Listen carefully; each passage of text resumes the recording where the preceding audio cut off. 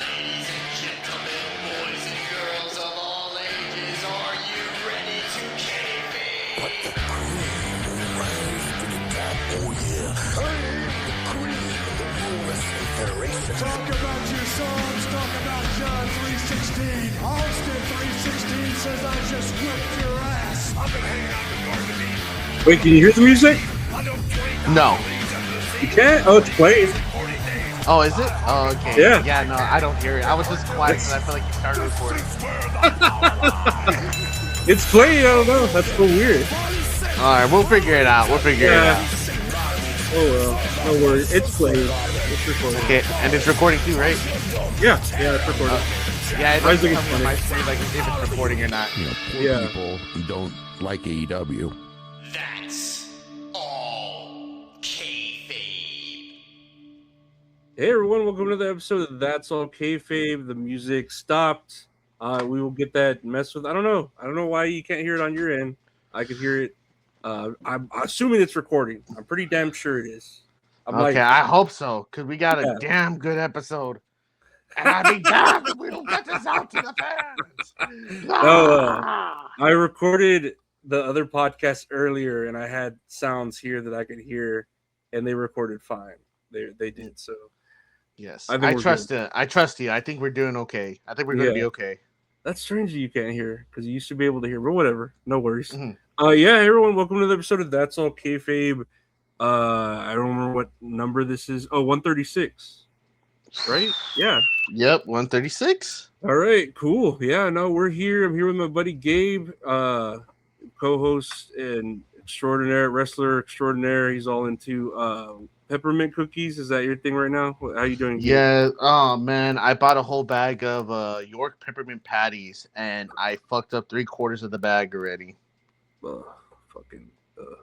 It's all right, man. Just more for me. You're making my day better. I appreciate it. Thank you. I mean, that's the kind of like cookie you can eat like after you brush your teeth, right? Because it's the same shit, you know. It's with the same. I hope so, dude. I hope so. I'll eat it 24/7. You just eating and brushing teeth. Eating and brushing teeth. I just crumble out my toothbrushes. Yeah. I love sweet. I shouldn't do that on camera. That's terrible. But nah, Lorenzo, how are you doing, man? You doing okay? Yeah, not too bad. It's another week. I was fucking, I don't know, like, I got up. Nah, I'm just fixing myself in the chair. I was like hoping you don't hear the creaking. My chair, every time I like sit in it for the first time in the day, it creaks like real bad, and I'm like waiting for the moment where it breaks. But I could always, my plan is to just buy the same one on Amazon, return the broken one, and just get my money back. That's how the world works, right? Dude, that's true. I never thought about that. That's all my family would ever do. That's things. Funny, man. That's all kayfabe.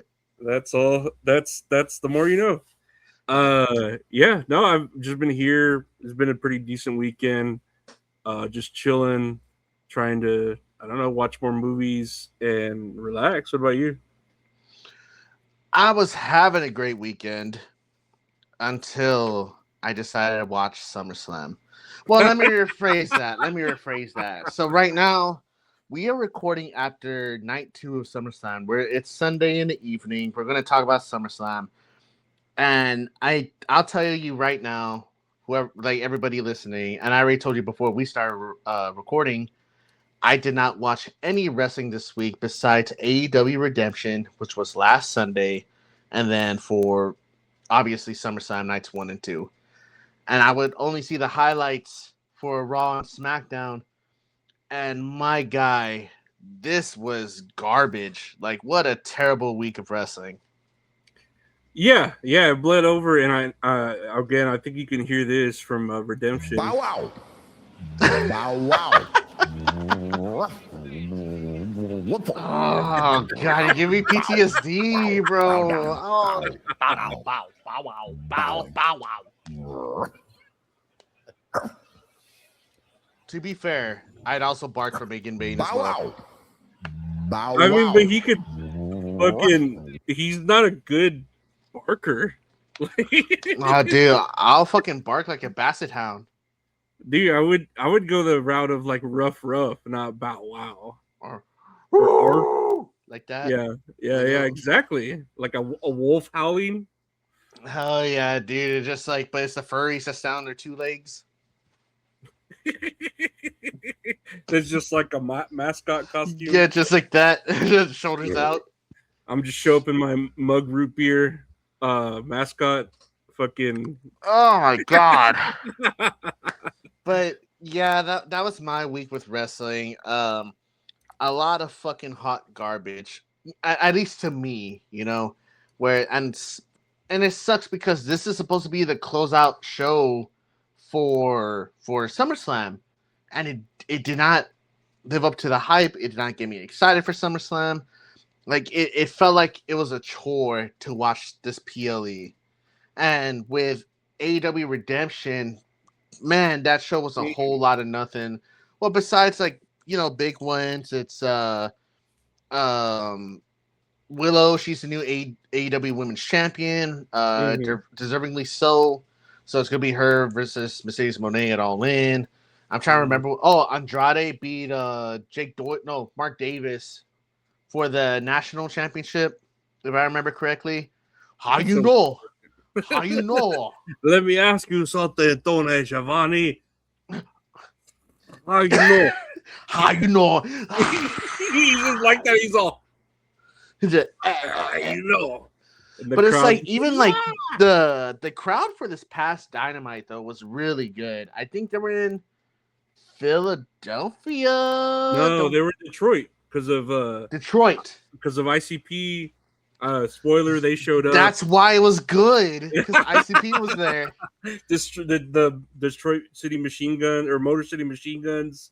Apparently, they're Detroit home too, right? I think. Yeah, they are definitely. I think so. Don't quote me on that, but I want to say yes. I'm pretty sure they are because they got a huge pop. Like, and then Rhino showed up too when they were doing like the ALS bucket challenge. That was cool. That was nice. I didn't even know the bucket challenge was still going around. Me too. They're like trying to revive it, and I'm like, dude, just donate money. Like, I thought the whole point of the challenge was, oh, I'm gonna nominate you to do it, and if you decide not to, then you give money. But these like rich people obviously are able to like, I'm gonna do it and give the money. I mean, I don't have any kind of money to donate. How about this? Yeah. I won't donate and I won't do it. Yeah. And I was just like, how you know? How you know I do it or not? How you know? You must be poor. And I'm just all, how you know? What's up, Lorenzo? Because you're asking me for $20. Lorenzo, because you still buy the bar soap. How you know? Literally, there's boxes next to your recycling container of Dove soap. How you know? How you know? How you know? Oh man, Andrade's great, dude. I'm glad he's getting his flowers. He got huge pops, and I'm like I love it. It just doesn't make sense to me because that's such a weird fucking thing to say. Catchphrase. It's such a weird catchphrase. I was like, you know what? I'm about it, man. Yeah, it's great. I just like, I don't know why it resonates so much with the crowd, but it's fucking great. So I'm happy for it. I'm here for it. I know there was new trios champions from Dynamite. The Demand beat out the Conglomeration for the trios. Good for them. You know, good for Ricochet. He was like, I'm happy for him. Birdman. Sounds like Gruntilda from Banjo-Kazooie. I never played the game. I like. Wow. Yeah, I just never got into it. I know of it. I want to like it. I just never got into it. I can't really think of anything else that like happened. I'm trying to see what news I even saw here. I know we heard the Mick Foley shit. Let me just like quickly go through some of this crap that's here. Lola Vice is believed to be getting called up to WWE's main roster once she has her NXT Underground match against Kendall Gray on August 4th, supposedly. Man, to SmackDown, that sucks. I feel bad for her just because she's going to SmackDown. Why because is that? they're still, I don't know, just because nothing fucking happens on SmackDown. Like, they're gonna have her in a 2-minute match to fucking lose. Get squashed. She would have been good in the ladder match, I think. instead Lola of like, Vice? Yeah, I yeah, think so yeah. too. I think she would have been good. Man, Her. we'll get to that ladder match. We'll get to Yeah. SummerSlam, but good for Lola Vice. Hopefully, she succeeds on the women's roster, on the main roster. Nothing but the best. ESPN announces the Danhausen Freeze Tour will be running throughout Minneapolis this weekend at SummerSlam. An actual truck with frozen treats. So that was Did you see some of that? Those clips of him with this fucking this. It looks like Axum Overdrive. Did you ever see that movie? Yes, it does. Like the Green Goblin mask. Yeah, the Green Goblin. Yeah. He's have I seen this? Lorenzo. Danhausen's everywhere, man. Dude. He is fucking he's everywhere. Literally, like my wife and I were watching SummerSlam. She took notes for me for one of the matches, and I'll read them when we talk about one of the matches. And it's just all Danhausen, like that she's giving me notes while I'm at Dairy Queen getting us ice cream. And like, she's like, dude, Danhausen's everywhere. What'd you get from Dairy Queen? What'd you get from Dairy Queen? Got her a banana split, and I got a hot fudge sundae. Man, I haven't had Dairy Queen. I was just talking about on my podcast. That's all funny.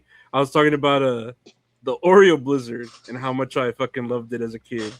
Oh, dude, the Oreo Blizzard's good, man. I was literally thinking about getting that. I was like, I just want a regular sundae. That's what I want. No, I feel like in my older age, I would go towards more peanut butter or cookie dough Blizzard. Oh, dude, I love cookie dough. All those are so good. But yeah, Dairy Queen is like, Dairy Queen's fucking good. Yeah. Not a sponsor, but I wish we were a sponsor. Oh, yeah. No, I fucking DQ. That's what I like about Texas. And it's just me with all the blizzards, like dipping them upside down. So that they're actual blizzards. Just you fucking drinking the gravy from the for the fucking the country basket, just with the ladle, just third-degree burns because it's hot and I'm a child. Another bit of news I just wanted to share here. Liv Morgan beach video sparks online firestorm over alleged MAGA boyfriend. Man, I don't care, dude. There's this one account that keeps popping up talking shit about the both of them. Have you seen that account? Yeah, I'm assuming it's a woman because they're so backhanded. Like, oh my god, look at Liv. She's having so much fun with her MAGA boyfriend. Look at them. They're chasing after a beach ball like they should be chasing after immigrants at the border. Yeah, something like that. I'm like, what the fuck am I reading? I was like, damn, dude. I don't care. Like, this is their fucking personal life. I don't give a fucking hog shit. That's me personally. Well, to me, first of all, it's like, what company does she fucking work for? It's like MAGA USA for fucking WWE, right? I know. It's WWE sponsored by Turning Point. I don't know if I knew that. It's red, white, blue, But second off, she never like brings it into her character. I never see her straight up say any shit. She's just whatever, she's just doing her thing. Oh man, I swear. It's like there's other things to get mad about, people. I don't care about her life. Like, I just watch the wrestling. That's it. Yeah, no, she's too hot for me to care about anything she says. Trouble, that's me. Cherry lipstick. Excuse me. We have next here. Oh, this was from NXT. Mike Santana will officially be known as Cruz Santana in NXT WWE, which he debuted on NXT. Cruz Montana. Cruz Montana. Why did they just let him keep Mike Santana? Well, I don't know. Maybe it's just like the Joe Gacy stuff. Did you hear about that? When like he was Joe Gacy in the independent scene. He came to NXT and WWE still as Joe Gacy. He left and now he's under a different moniker because WWE has the Joe Gacy name. So go ahead.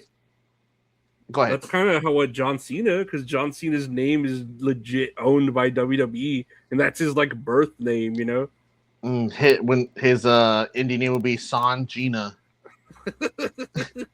It'd be like Rupert Goldsman. And I don't. Rupert Sandoval. No, I don't know. It'd be Colby. Nah. It'll be Colby Jack Cheese Lopez. I guess that could be it. That he like, oh well, let me change my name so if I ever leave, I can legally use my real name. It just annoys me that they try to. I don't know. There could be several reasons, kind of like when Powerhouse Hobbs became Royce Keys, and he was like, oh, this is to commemorate my mother, grandmother, my father by their name or whatever. And I saw Mike Santana say the same thing about his like, oh well, that's my father, whatever. He had this name, and I'm like, I don't know if that's a load of bullshit or just like maybe it's the real thing, but whatever. They were just in TNA with Mike Santana. He comes over here and suddenly he's a new name. It doesn't make sense to me. Yeah, it's gonna grow on us in like a few months. Like it's gonna be okay. Like with Mason Rook, he was Will Cruz, but now he's Mason Rook. Who is the other one? Ricky Starks. He's Ricky Saints. Starks, Ricky Saints. Walter. Now he's Gunther. Obviously. Did you hear about that name change? They said that Vince changed it to Gunther because they said Walter, like people start calling him Wally, like as a friend, and he shouldn't be a friend, so Gunther sounds more mean. That's the dumbest shit. But it sounds true. Like, but they're calling him Gunther, like Goon. Gunther with the Gooner. Yeah, Goonerther. Come on, man. Oh my gosh, man, that's fucking hilarious. But we'll get used to it. We'll get used to Cruz Montana. Yeah, no, I'll get used to it. Hopefully he's healthy. What the fuck is this? Wait, I'm lost at what I put here. What did I put here? Mike Santana will be known as Cruz Santana.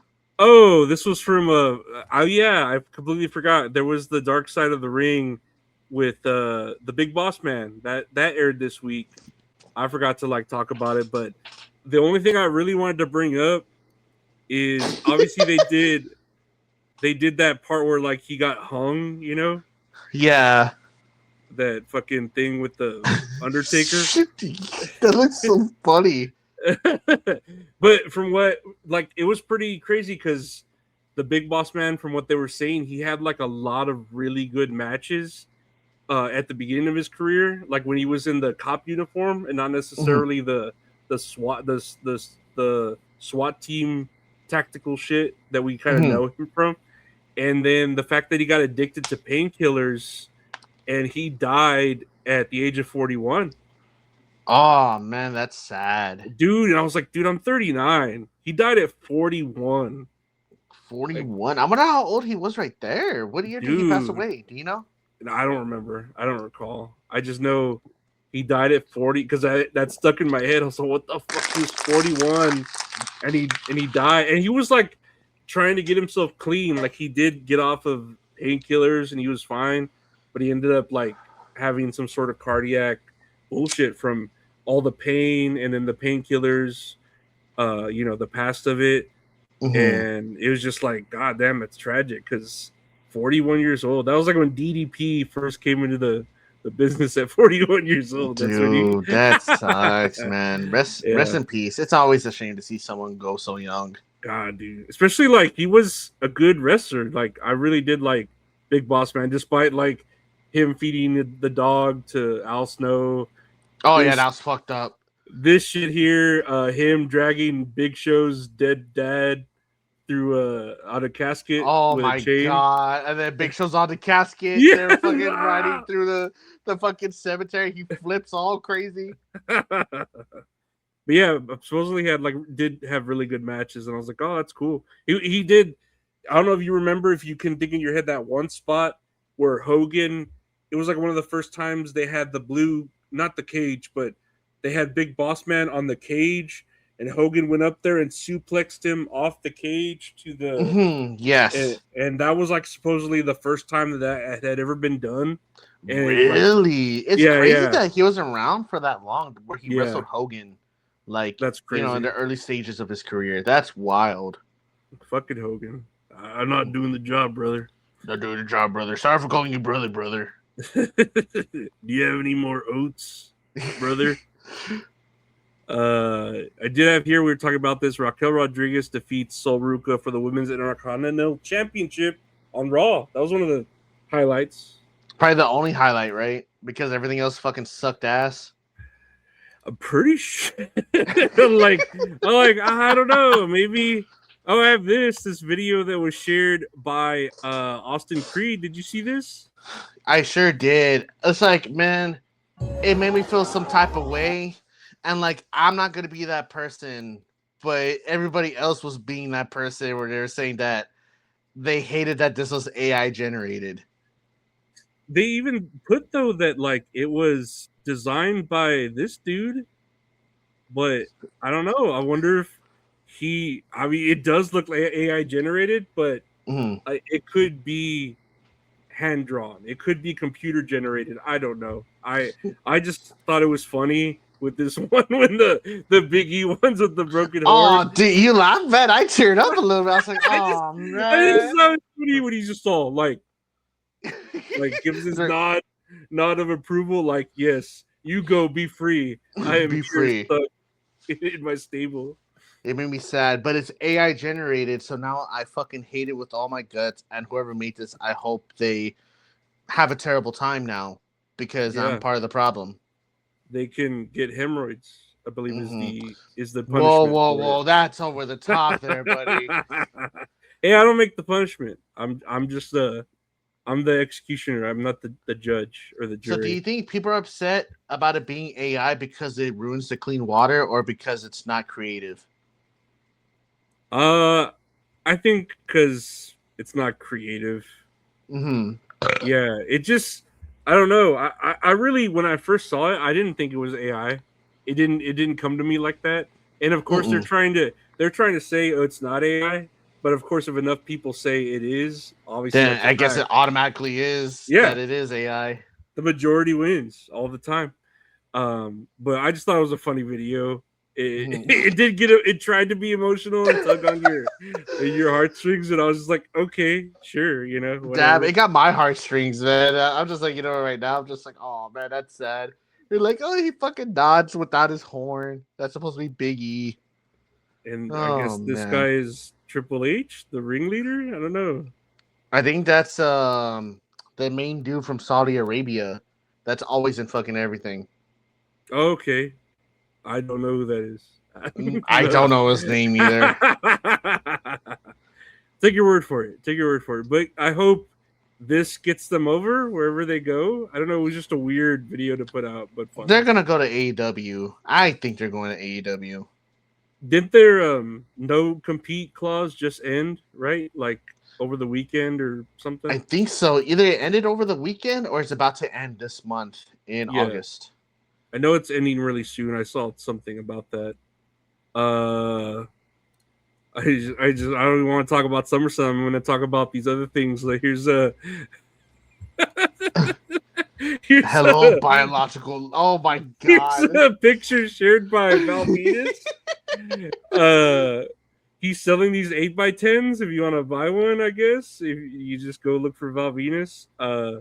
He's very, I don't know, on the right. I guess that's what the right people do. On the right, they talk about this. I guess so. Like that's a big deal. Like to them. Hello, biological ladies. He shared this. Yeah, he shared this. Here's Val my Venus. God. The left hates. What is it? The left hates this 8x10. 8x10. But then they had him like wrestling, and look, yeah, this is the way he looks like right now. Dude, yeah, dude, he looks wild, man. I just think of how ridiculous his character was back in the day, and we were all cool with it, as kids. Oh yeah, his finisher was the money shot. You remember that? Yeah, or whenever he'd be a referee, and he would have like a referee towel. Oh, dude, that was kind of funny. That was kind of funny. It's funny. But then look at him. He's like, I'm still the same Val Venus. And look at him. I'm still the sex symbol that you remember from the 90s. Biologicals. Yes. I don't discriminate, but I do. I don't know. Whatever. Oh, man, that's funny. Whatever. He's a piece of shit. But if you want that 8x10, go check him out. Go support him if you want. If you want. Here's a Jeff Hardy Swanton Bomb table. I saw that. It's gonna be delivered to my house in 3 weeks. Actually, I think the color matches your new couch. That green. Dude, it does, man. I'm telling you, my wife and I were looking at it, baby. We're thinking about it. It'd go well. You get a fucking custom Nintendo Switch with that same green color. Put it on top of that. Honestly, man. Honestly, but that's kind of sick. I ain't gonna lie to you. It's so unnecessary. I don't know why you would buy this, like, unless you had all either wrestling shit in your living room or you were that obsessed with the Hardys. It's those things where it's like, I won't tell you that I won the lottery, but there will be signs, and it's gonna be this in my living room. It's ridiculous, but that's cool. This is real art. This is something AI can. This is not AI. This is not AI. At least I hope not.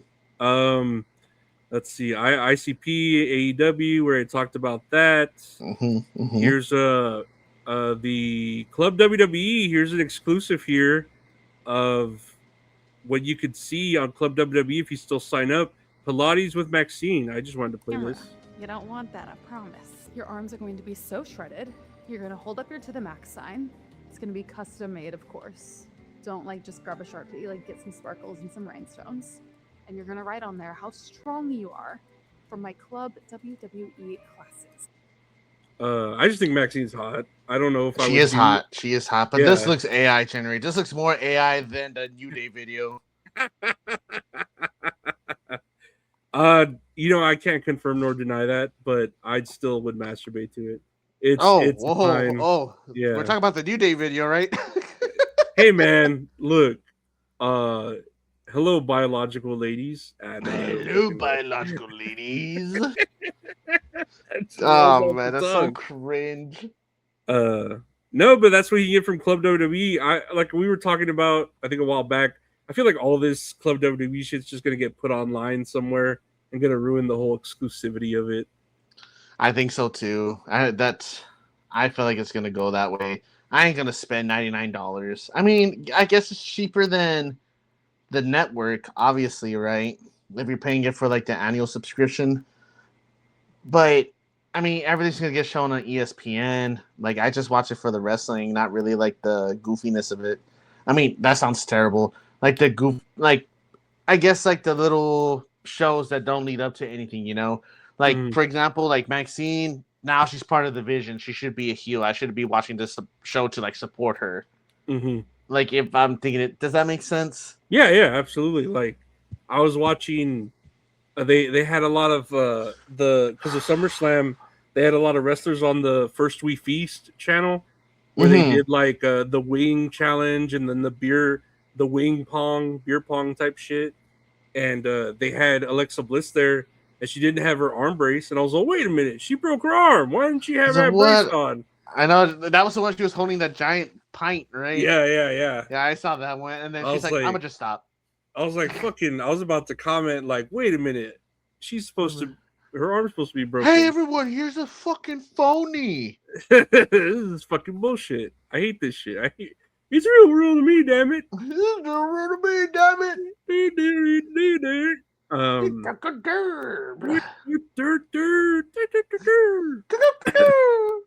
What do we have here? Let's see. Here's something else that AEW announced. AEW introduces the Continental Cup, a 16-man single elimination tournament culminating at All In, with the winner receiving the Continental Cup and the Continental Championship. So another tournament, right, for Moxie's belt?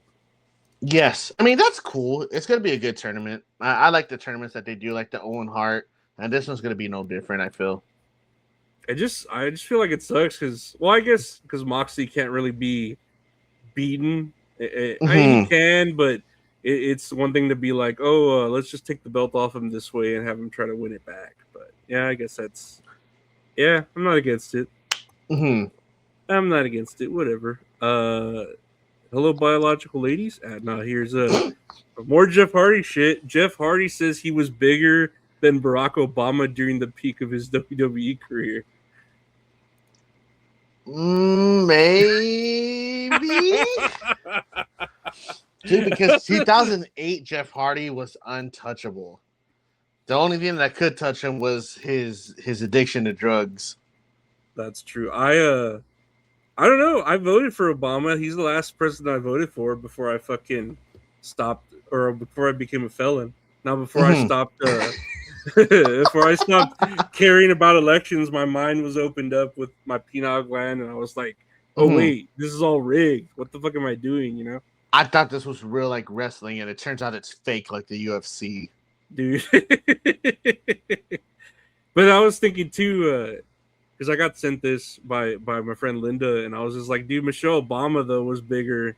Like, she had that protein way more than fucking Hardy. Yeah, like she could fucking lift him up and Samoan drop him and shit like nothing. Samoan drop, just like do Fatu's dance. Oh man, I keep on burping. Just pop up Samoan drop him, man. Just hell yeah. That's the spike. You're fucking just like runs it back again. And then Trump is there with the Epstein files, and he's like, delete. delete.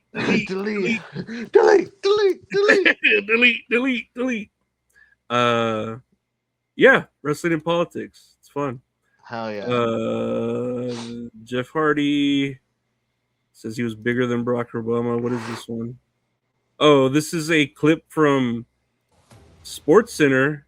They did with about SummerSlam, I guess, right? What's happening? What's going on? What is really happening? Just wanted to know what it would feel like. Oh, the Femi style. It's Femi, Lesnar, part 3. You never know what's gonna happen. Hell in a Cell!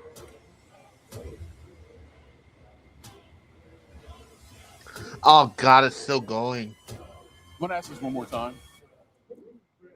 What are we doing? This is how ESPN markets SummerSlam. Yeah, They don't take wrestling seriously, man. They don't give 2 fucks about wrestling, man. dude. But you're telling me like there's probably a committee of writers for this show, right? You're telling me none of them are a wrestling fan or know nothing about wrestling to where they can't half-ass a decent sketch about it, you know? Dude, it's so forced. It's more scripted than wrestling itself. I don't understand. God, man, I'm just gonna be complaining about SummerSlam a lot. That's gonna be my thing. What are we doing here? Let's see. I'm just trying to burn through these. There's reportedly now a mandate from a very high level within WWE to feature Danhausen across all major shows. God, I'm glad he's getting his money, but poor fucking dude. Dude, he's getting worked like he's getting milked for all that he's worth. And then you didn't see Raw, but that segment with him and Joe Henry where they had like I heard that went on too long. Dude, there was no like reaction from the crowd. It was like when he first debuted, Danhausen, it was just like quiet and no one. The only time the crowd popped at all was when that piece of shit boxer showed up and like hit Joe Henry with a guitar. Or he did something. That was the only time the crowd woke up. They like woke up from it, you know. Oh man, I guess what? Spoiler alert: Ryan Garcia was not there at SummerSlam. Oh, was he supposed to be? I don't know. It seemed like he aligned himself with Judgment Day because him, Dom, and JD were standing all together. That's true. But then everyone was talking shit about him, right? Because is he like a MAGA supporter? He's a wife beater, allegedly, or some bullshit. I think he's like everything, like transphobic and shit like that. Like it's fucking wild. He's potpourri. He's everything. There you go. Yeah, he's the best of both worlds. Danhausen. Oh, here's something real quick. I don't know if you remember this. AEW threatened to kick Jacques Rougeau, the Mountie, out of the building. Oh my god. Jacques Rougeau, my bad. After he threw a tantrum backstage before the Rougeau family tribute to Redemption. The tantrum was caused by AEW deciding not to use the tribute video that he created. Jacques told AEW he would take care of the video, but it was too long, included footage and music that AEW didn't have the rights to, and used AI. By the time AEW saw the video, it was the last day of the show, and they didn't have time to make a new one. Dude, that is fucking hilarious. Yeah, and supposedly AEW is like super big and like anti-AI, which is cool, you know? Like, I mean, I don't give a fuck about AI. I use it, but it's like I'm indifferent about it. I get when you're a billion-dollar company, I don't think you should like depend on AI when you have like I'm pretty sure they have artists employed within their industry to like do it, like graphic artists, like actual graphic artists. Like why wouldn't you just ask them to do it? Like, hey, can you work this up real quick for me, blah blah blah, instead of I'm just gonna do it with AI. Like who cares? Yeah, man. But then again, WWE does it quite a bit. I think they do that 24/7. I think whoever they hire just is trying to fucking milk it, you know, just like fuck it, I get paid by the hour. I don't get paid. I think for so this too. Yeah, I think so as well. But I saw the video that this Jacques Rougeau did, and it wasn't a bad video, but I guess it used AI. I don't know. I didn't even see it. I didn't even know he was on AEW. It wasn't even like anything important. I think he was at the redemption because it was in Canada, right? Mm-hmm. And he was like a big deal in Canada, but I don't know. I just thought it was funny that they like got all pissed off at him and he just threw a tantrum because they wouldn't use the video. It's so stupid, man. That's crazy. AEW threatened Danhausen, Wingstop. Last here before we get into SummerSlam, this kind of goes into SummerSlam. ESPN is presenting a moment of the night after each night of SummerSlam. The winner selected will receive a title belt. So we need more belts, of course. We need to keep those belt makers. Dude, they've been making fucking belts. The guy who makes the belts is like a billionaire by now. Probably richer than Bezos.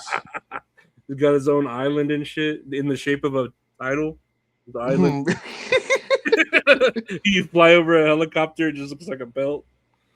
Oh man. But yeah, son of a bitch.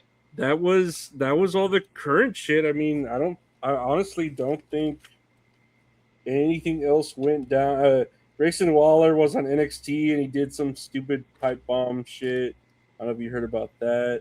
Every promo that you sit on everything's a pipe bomb now. Oh, he's a pipe bomb. Oh, it's unscripted. Dude, I know exactly what you mean. Yeah, everything's a pipe bomb. My World is the new TBS championship. I think we might have talked about that. She won against Sheeta. Yes, I guess Sheeta. Collision, All Elite, Motor City Machine Guns. SmackDown was a waste of fucking time. Yeah, we can talk about what do you want to talk about? SummerSlam. What do you want to talk about? What do you want to talk about? SummerSlam. Where's the picture here? I know I have the picture here. Hold on. Let me see. I got my right notes. here. I got my notes. Okay. SummerSlam. Oh, night one. Yeah, this is night one, right? Yes, Saturday. Perfect. Yeah. Awesome. So for both nights, I counted 20 sponsors. This is just one ad read, dude. I saw the first night of SummerSlam. I didn't get to see it live because what did I do? Oh, I think my dad was here helping me with something outside in the 100-degree fucking weather. I was fucking dying outside, and I missed the first 30 minutes. And then my niece wanted to watch Avatar after, so I was like, I'll just watch it like after it's done in the replay.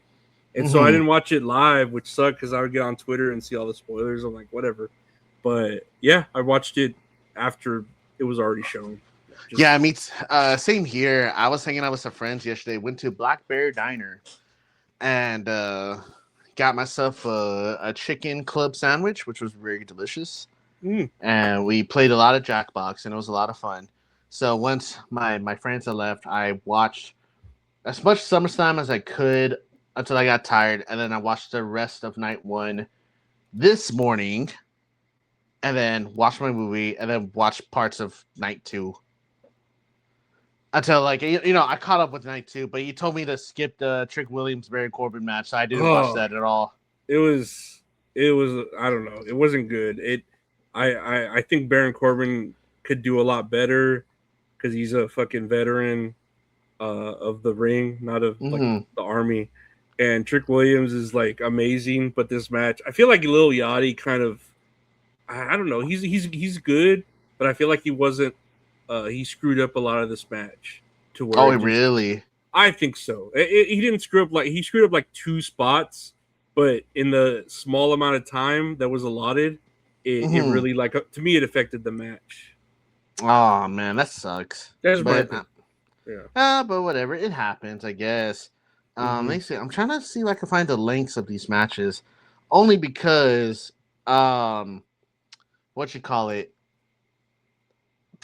these matches felt super short. Besides the big marquee matches, like honestly, the longest there was 2 matches that went over like 20 plus minutes, and that was Seth Rollins versus Roman Reigns and CM Punk versus Cody Rhodes for fucking obvious reasons, and all the other matches didn't even go more than 15 minutes, between like 6 to 15 minutes. I'm trying to see if I can find the fucking times for the matches. Oh, whatever. I'll find it in a little bit. But the list of sponsors that I have: Gears of War E-Day. Hell yeah. Wingstop, Chase Freedom, Morgan and Morgan, Chumba Casino, The General, Riyadh Season, Crypto.com, Aviator Gin, DoorDash, Cricket 5G, Ram Truck, Xfinity, Wheatley Vodka, Zenny, Street Fighter the Movie, Slim Jim, Minute Maid, Mug Root Beer, and Super Troopers 3.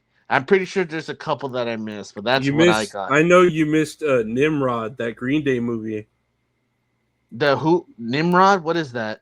It was maybe it was on the Baron Corbin match, but it's a movie called Nimrod, and it's a movie about a guy that's gonna open up for Green Day and their journey and trying to go like meet the band and try to open up for them. It's like one of my notes here. I'll talk about it. It was for the first match of night 2. We'll get to it, but it was sponsored by Super Troopers 3. And Michael Cole, when he's reading it, he goes, "Super Troopers 3, get your tickets, meow." And I just wrote here, Michael Cole needs to shut the fuck up.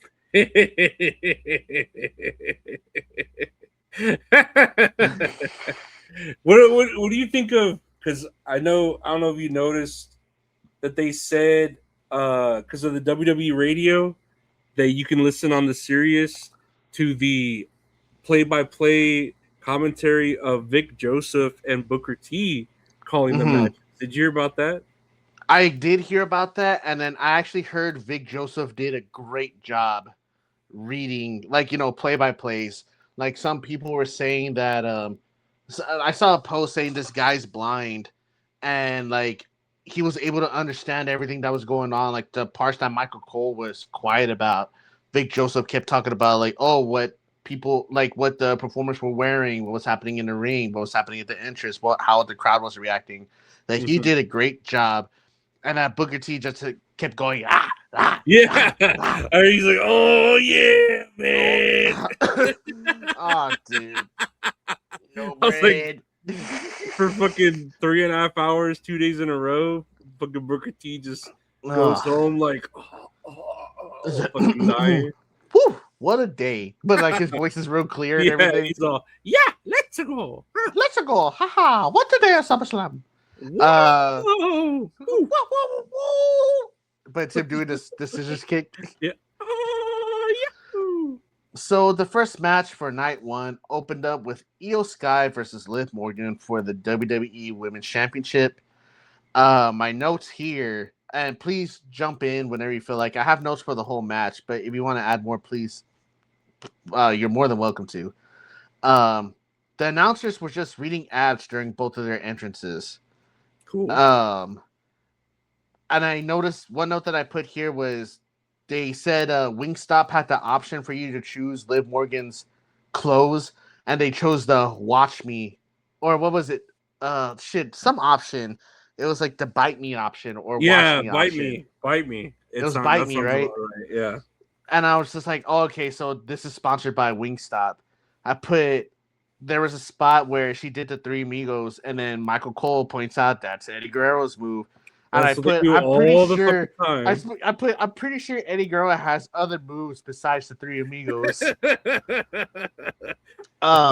This match was hard hitting. There was a spot where Io Sky does a sunset powerbomb to the outside. That was pretty sick. Of course, Judgment Day interferes because that's just their thing now. Io does the moonsault to the outside to Judgment Day. She does the Spanish fly to Liv, in which she kicks out of 2. There was a faceplant to Liv Morgan, and then Oblivion that Io Sky does to Liv Morgan, kicks out of 2. German on the apron to the Bullet Train. That the sound with their knees hitting the apron or the post sounded fucking crazy. Then Io Sky tried to go for the moonsault. It got countered to an Oblivion, which that got countered, and then another code breaker into another Oblivion, to which Liv Morgan defeats Io Sky to retain the belt, and that just broke my heart. Because now she's not going to defend it for another 100 fucking days. Sounds about right. I didn't get to see this match. I wrote here that the stadium looks full and great, and that I was running late because I ate a bean and cheese taco. Honestly, priorities, man. You have priorities. That bean and cheese taco was fucking good too. Like I was like hungry, and it just hit the spot. Like hell, fucking in the yeah. afternoon. But yeah, I did see on the internet because, like I said, I was kind of running late, and I watched it like a replay. But that Liv Morgan won, and I was like, oh, that sucks. Whatever. Yeah. Real quick, like when the match ended, Michael Cole said, "You gotta respect Liv Morgan, your champion." And I put, "This is her first title defense in 100 days." Michael Cole, shut the fuck up. And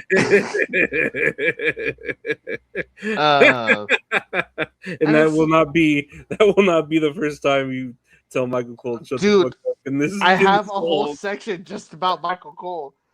The next match was the Usos and Jacob Fatu versus LA Knight, Royce Keys, and Solo Sikoa. I put Usos get the Gears of War entrance because sure. Jacob Fatu comes out in a wolf mask with the Gears of War logo right in the middle. They were the first to come into the ring, and then it was the other team like Solo, Royce, and LA Knight. And it's like, can they coexist? Because that's like, that's like for every storyline, right? Every tag team match.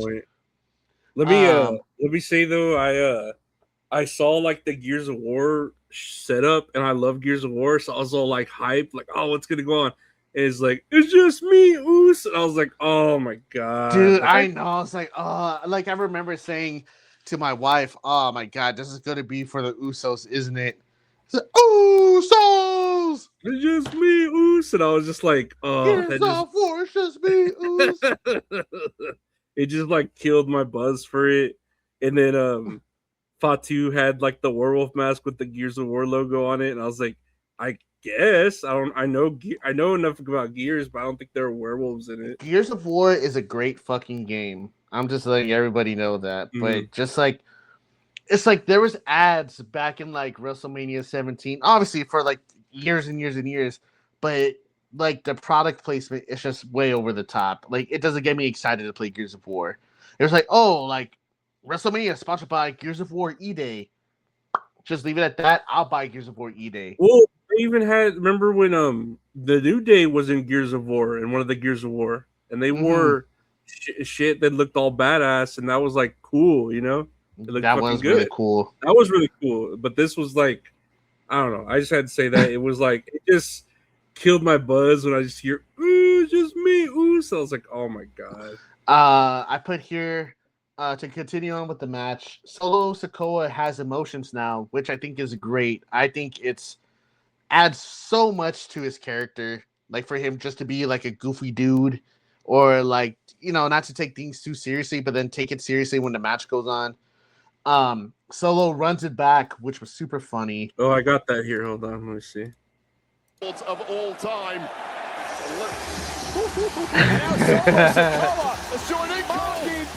I don't want to play too much, but it just cracked me up how Jey Uso got fucking scared. He looks so He's fucking all like, pissed. oh my god, like he's seeing red, and it wasn't for the screen with the Gears of War, man. It was Solo Sikoa.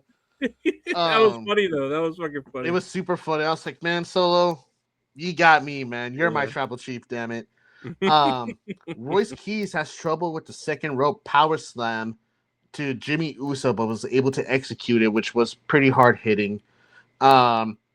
There was a spot toward the end of the match where Jacob Fatu is running toward Royce, and he does a power slam over the barricade. Instead of like picking him up and throwing him over, it was just like one motion, and I was like, "Fuck yeah, Royce!" He went over like with him to where like it looked crazy, but you could tell they landed pretty safely, which was very important. I was like, "Hell yeah, I love that." It looked rowdy. LA Knight kicks out of the splash. He gives us they're about to go for the 1D, but then Solo gives a spike to Jimmy and a BFT to Jey Uso, which he sells fucking crazy. It looked good. It looked good. I don't like the BFT in general. I think it's a stupid finishing move, but that looked good. It's a stupid name. I hate that and the Rose Plant from Bailey. Oh, that move looks fucking dumb as fuck. It's dumb. It's dumb, man. Yeah. I miss the Bailey to Belly. That's what I miss. Mm-hmm. But LA Knight pins Jey Uso. So Keys, Solo, and Knight win. Solo and LA Knight hug it out. They were able to coexist. Beautiful.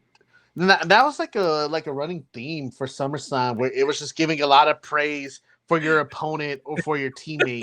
Did you notice that? I was about to say, every time I saw two different like colored dudes hug, I was all, then that ended racism. Racism. You beat me to it. Yeah, racism has ended in the world. Dude, I have that in my notes. It's always gonna be my next thing. It's like Solo and Knight hug. Racism ends. Yeah, racism has ended. The world's. And then the same thing with the main event. We'll get to that too. The same thing of this main event, and then the same thing with the other main event. Dude, it's everywhere. It was everywhere. Everywhere. Next match was Nick Aldis versus Gunther. Nick Aldis's debut match in WWE versus the ring general Gunther. There was a sign in the crowd that says Nick Aldis and a bag of chips.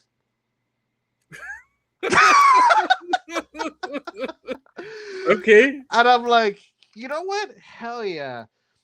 Right. I don't know about you, but I thought Nick Aldis looked badass coming out. I legit have that. I put, damn, Nick Aldis looks amazing. But I mean, that's no surprise. It just cracked me up how everyone's like, oh, but he's just a GM. He has to wrestle him forever. And he ripped GMs aren't supposed to work out. He's just fucking like ripped and shit. It's just I think he's 39 years old. During this match, they were chanting him, "You still got it," right? And I'm just like, he's 39 years old. I don't think he ever lost it. He's just a general manager. Like he literally came in and they just made him a general manager, but I'm pretty sure he fucking does his reps and works out every fucking day. He looks fucking amazing. And like the next notes I have are just off of his entrance, right? His nickname is the National Treasure, Nick Aldis. That sounds kind of badass to me. I don't know about you, but I thought that was kind of a sick nickname.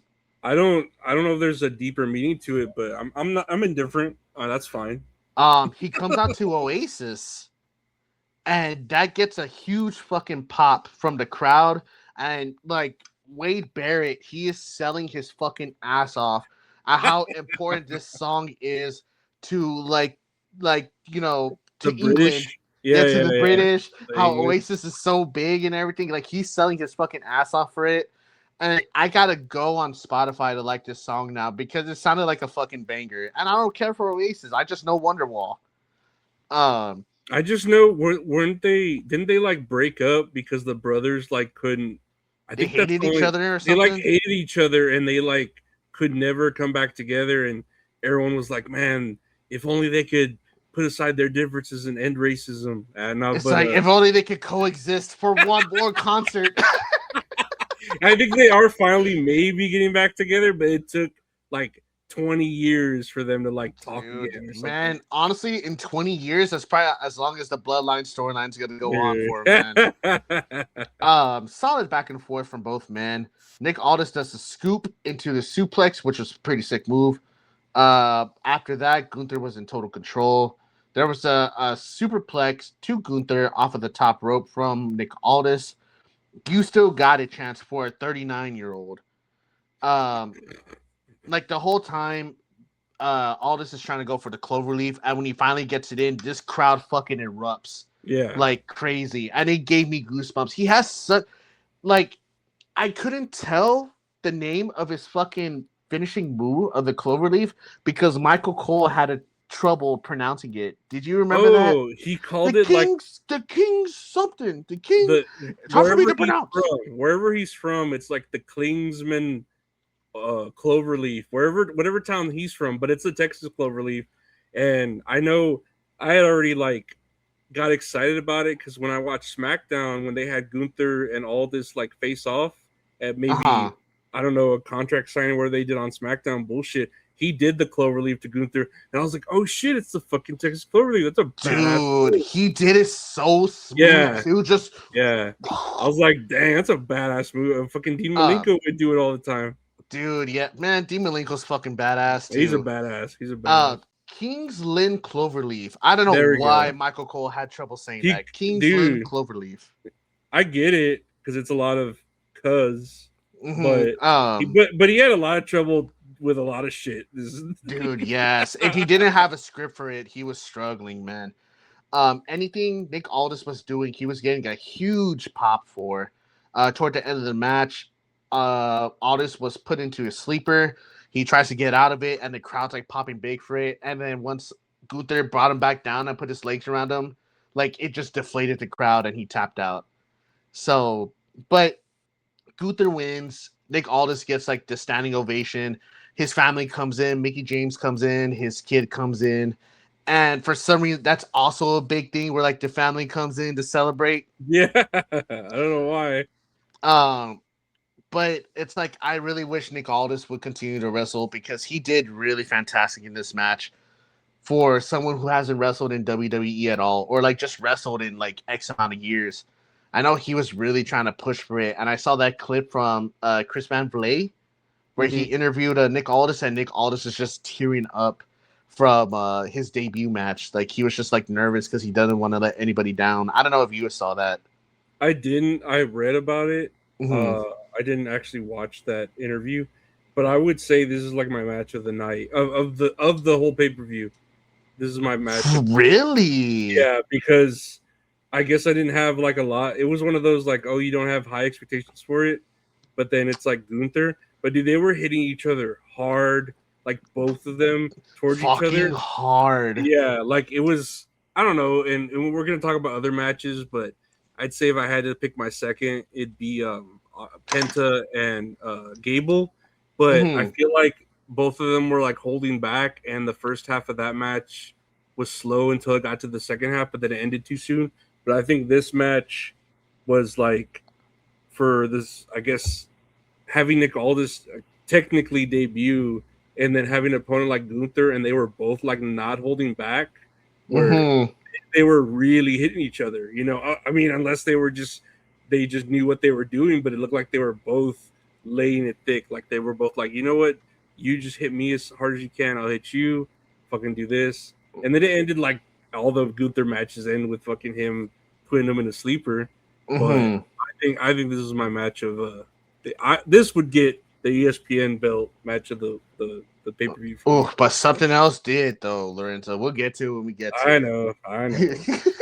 But I think that's all I said about that. I thought it was a really good match.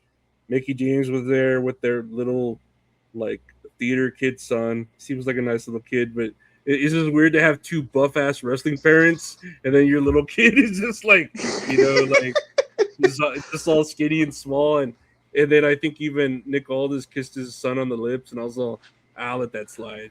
I'll say it's Nick Aldis. It's okay. Also, it's probably an Englishman thing. I'll let it slide. Yeah, it's okay. Hey, here's Oasis, everybody. Woo! Yeah, you just run it back. Run it back. And I wonder why. My phone keeps falling. Son of a bitch. Next up was the 6-women tag match between the Bellas and Paige versus Fatal Influence. This one was the weaker match of the night. Not much happened. The crowd seemed kind of deflated after the Nick Aldis and Gunther match. There was a spot where Brie Bella's head was on the steps and Laney Reed stomps her head on the steps, so she kind of collapses to against the steel steps, and then JC Jane just comes and does the cannonball to Brie Bella and injures her.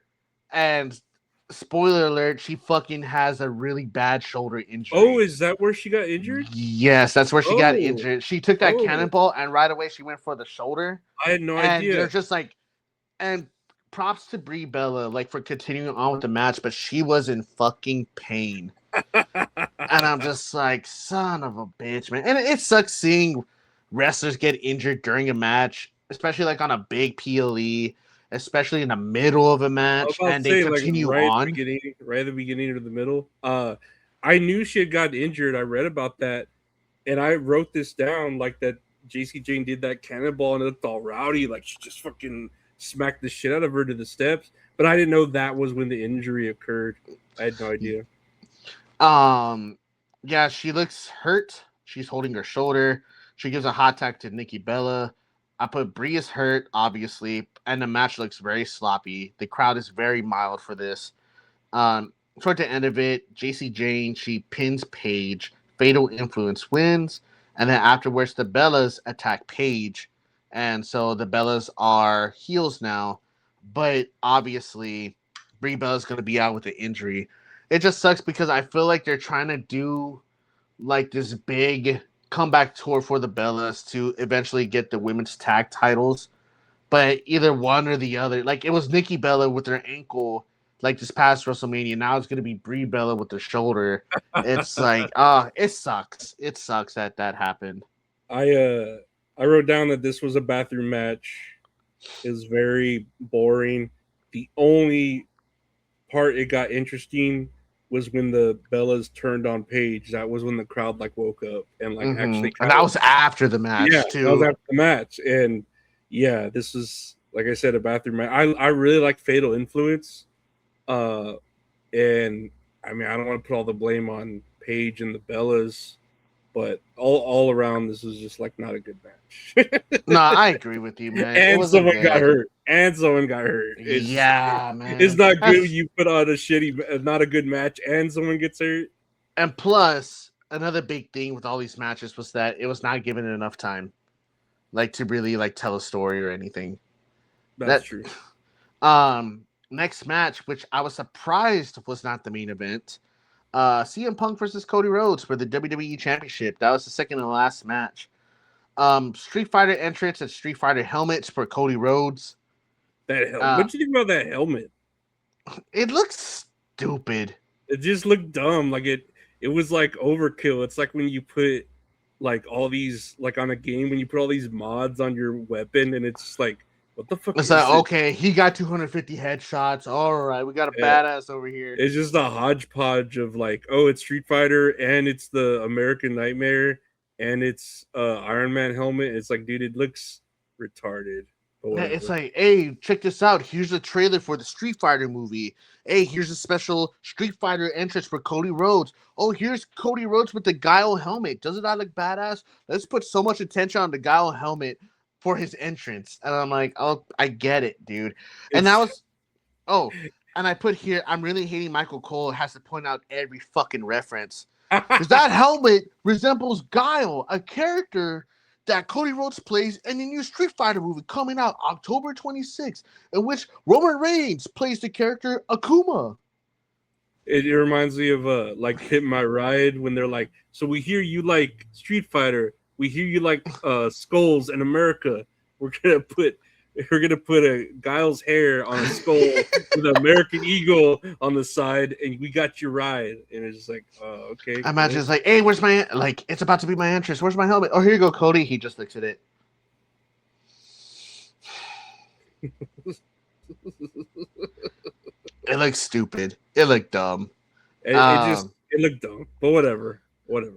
As this match goes on, the more hits that he takes, the more Cody Rhodes is actually turning into Guile from Street Fighter, coming out October 26th. This match was also another back and forth. Cody Rhodes is attacking the leg of CM Punk. Cody goes for the crossroads, but CM Punk kicks out at 2. Punk goes for his shitty moonsault. Did you see that? Oh, actually, I think I have a clip. I think I fucking have the clip of that. And supposedly he keeps doing the same moonsault, and he does it like very, very bad. And everyone's making a joke that the CM and CM Punk stands for cannot moonsault. And I'm like, first off, I can't moonsault either. Let me saying, I can't do it. Hold on, wait. How the fuck? Oh, here we go. The fucking so loud. Why was that fucking so loud? Oh my god! That made me jump. Yeah.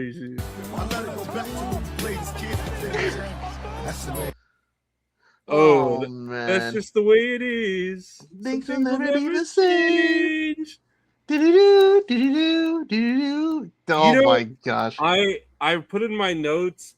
The only reason this was like, I guess, okay with me is that Punk was selling his leg the whole time. That was getting fucked up. So they could say, oh, well, and then Michael Cole should have fucking said it if he didn't. Oh, well, Punk's had a bad leg this whole match, so of course he's going to fuck up a moonsault, but he fucked that up really bad. No, he probably said, didn't get all of it. Yeah, did get all of it. That would have made up for it. It's like, did get all of it, but it looks like his knee clipped him on the head. Yeah. It's easy like that. But whatever. That's just the way it is. CM Punk can do a moonsault. Cody kicks out of the GTS. They're fighting on the outside. They're clearing up the table for an announcer's table spot. Another GTS rope break. Punk goes for the elbow drop through the table and completely eats shit. Oh yeah, that was pretty. Yeah, he's so Cody Rhodes is on the announcer's table and CM Punk's doing the big spot where he's on the top turnbuckle and he's going to dive onto the table. He jumps. Cody moves out the way and he hits knee first on top of the table. And he like slides off and runs into the chairs. Looks pretty fucking gnarly. Mm-hmm. Of course, Charles Robinson takes a bump. Like a fucking course. He loves taking those fucking rowdy bumps where it's just like, you know what? You don't need to take it, Charles. You're fucking 50 years old. Nah, I still got it in me. I got that dog in me. I hate when CM Punk does the GTS and then the person taking it bounces off the ropes and falls back on the shoulders. It's already been done so many times. It was cool the first time. It was cool when who did it the first time? Adam Page? Was it Adam Page or MJF? It was one of them two that did it first, but it looks sick. The first time. Yeah, when you see it over and over again, it's like, man. So Cody Rhodes goes for the crossroads. CM Punk rolls out. A returning Randy Orton comes in and RKO's Cody Rhodes. Do I have a clip? Oh, no, I'm scared. No, it's just... Hold on. I just have this green screen clip. That's all I have, where it's this. That's good. Oh, that's all I have. That's all. I was like, oh, let me save this. Let me bookmark this. Because he just fucking winks at the camera. So just like dumps down. That's crazy. CM Punk does a slow count for the win. He retains. That was a slow ass fucking count too. But it's like, okay, hear me out. I understand the slow count, right, from Charles Robinson, because obviously he took a. Well, he didn't even take the cutter. He just fucking sandbagged Cody Rhodes or something. He just got like smacked by Cody's thigh or his leg or something. He got smacked rowdy. It's like that. That's my. Oh my god. You know what? We'll bookmark this till we get to this main event that happened tonight. Hold on. I got the perfect thing. Hold on.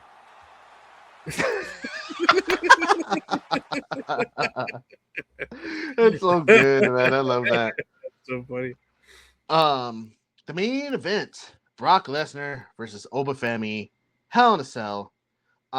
This is the first match tonight that actually has a vignette before That the they've been match. playing over and over again. They probably played it 3 times on SmackDown, the pre-show or whatever. They probably played the shit out of Mhm. it. It's like, dude, we know this is in the beginning, in the second match, and then all that. Yeah, you know? like this was the only match to have a vignette, and the other matches that have been happening tonight, it's just been fucking ads. And it's like that's my main gripe too, where I feel like they should be trying to promote why I should give a shit about this match. And they did a decent job with this one, but it's like they made this in the middle of the week and they've been showing it like 20 times over, you know? Yeah, Like, yeah. I've seen it before. I feel like they would have done something different. But whatever. Mhm. I'm surprised that Michael Cole actually mentions Taz. Oh yeah, that was crazy. He's like, as my buddy Taz would say, brrr, and I can't remember what he I said. digress. Yeah, I can't remember. He said, it is my buddy Taz would say, Hey Cole, watch this, Cole. no, what did he say? He says, Here comes the pain. oh, there we go. Oh, I was like, damn, dude. I was like, I understand you're trying to give props to Taz, but Taz he says it way better. yeah, Like literally, it sounds like Michael Cole is reading a fucking script. yeah. It sounds like he's reading a damn Oh, script. he is. Yeah. Where, like, if you go back to like 2002, 2003, when Brock Lesnar would come out, like Taz would just go, "Well, here comes the pain." Like it's so iconic, you know. Yeah, yeah. And then with Michael Cole, as my colleague Taz would say, "Here comes the pain." Shut Here up! comes- Shut up! Here comes the pain. Here comes the pain. Here comes the Here pain. comes, you know. They're doing the introductions, and Paul Heyman has trouble getting on that table. And I put same, bro, same. Ladies and gentlemen. As soon as he says, "Oh, from the University of Minnesota," of course that's gonna get a big pop. The match starts, and Oba's already fucking hitting hard. Brock Lesnar does a bunch of suplexes, and Oba no-sells the third suplex. There's a suplex to Brock on the outside of the ring. Oh, real quick. yes, I'm go ahead. sorry. When they did the announcement of like, Obafemi, right? They're like, oh, from Nigeria, Valkyria, or wherever he's from, and they go, King of the Ring, 2026, Obafemi.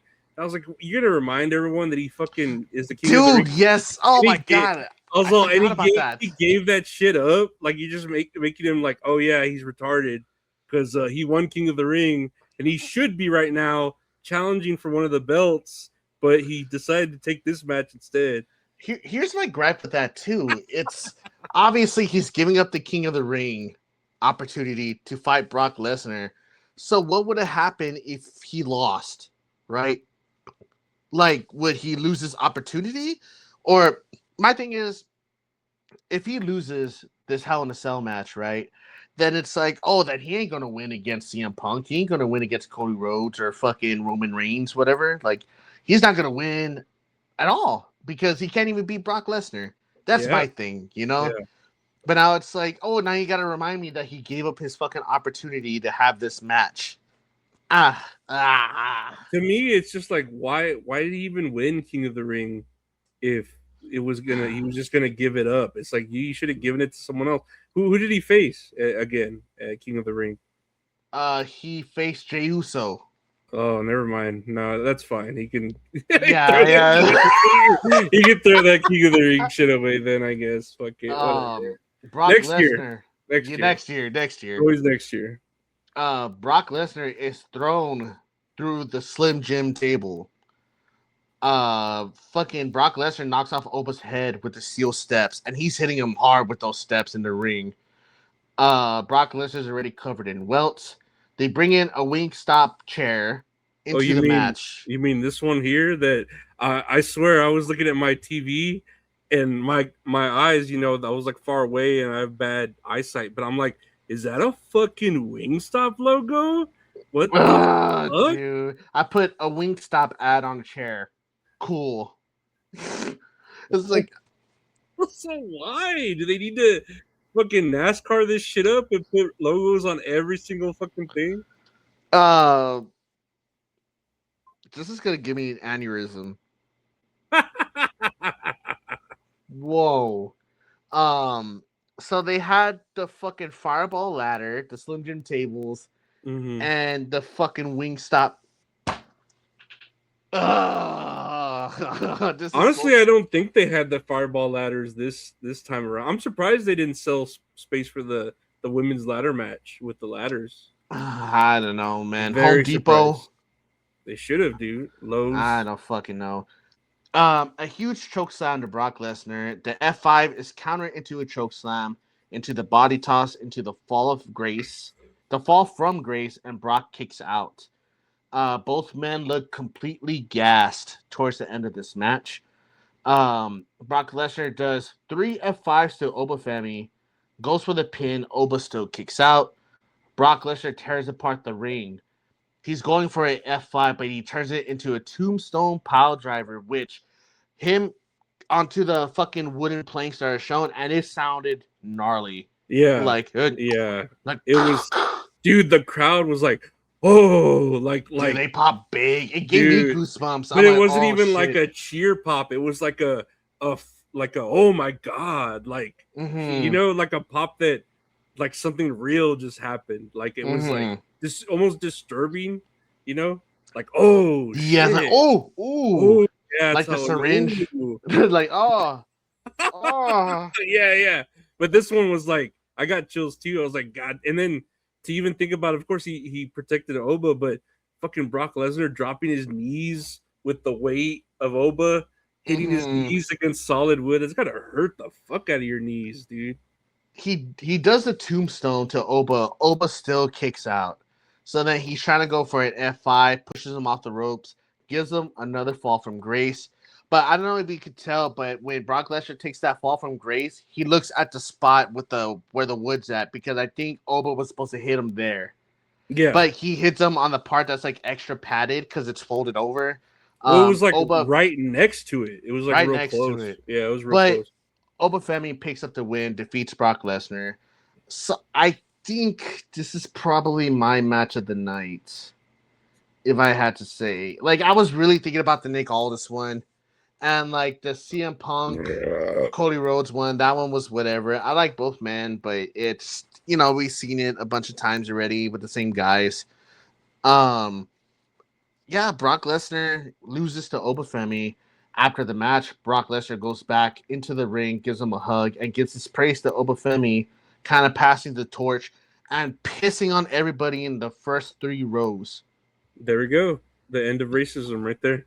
End of racism. They did it twice in one night. Can they go 3 for 3? Can they coexist? Beautiful. Yeah, I don't know. It was I like that. It was good. And it was like after the credits too. It cracked me up because the credits started rolling and then it kept going and I was like, wait, what's gonna happen? I didn't know go ahead. I didn't know Brock Lesnar was gonna like throw his boots in and retire or you know what, but then they did that and I was like, oh, that's cool. That was good. I'm watching it with my wife, and then Brock Lesnar has the microphone. He's all, everybody needs to listen. Like, Obafemi is the future WWE. And Oba's trying to leave. He goes, get over here, Oba. But I look at my wife and I tell her, I think he's about to call him boy, but he had to stop. He's just like, get over here. Go here, oh boy.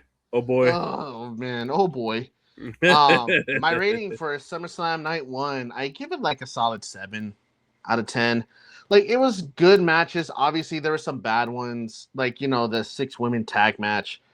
But, like, my main gripe, and it's going to be the same thing with Night 2, is that there was only a lot of time given to the title matches, aka the men's title matches. Whoa, hey. The biological men's title matches. Like, whoa, why you gotta point out genders there, huh? Whatever, buddy. Hello, biological ladies. Yeah, yeah, I really had no other notes for that match. It was good.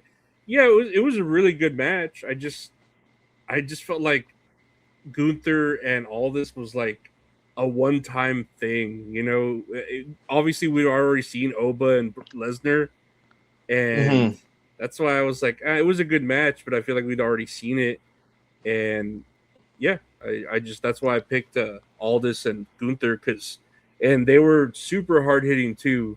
I mean, the fucking Lesnar and Obafemi was hard hitting as well, but that was like expected. I feel like the Aldis one was more like a pleasant surprise or like lower expectations, but it was like elevated way more around the same.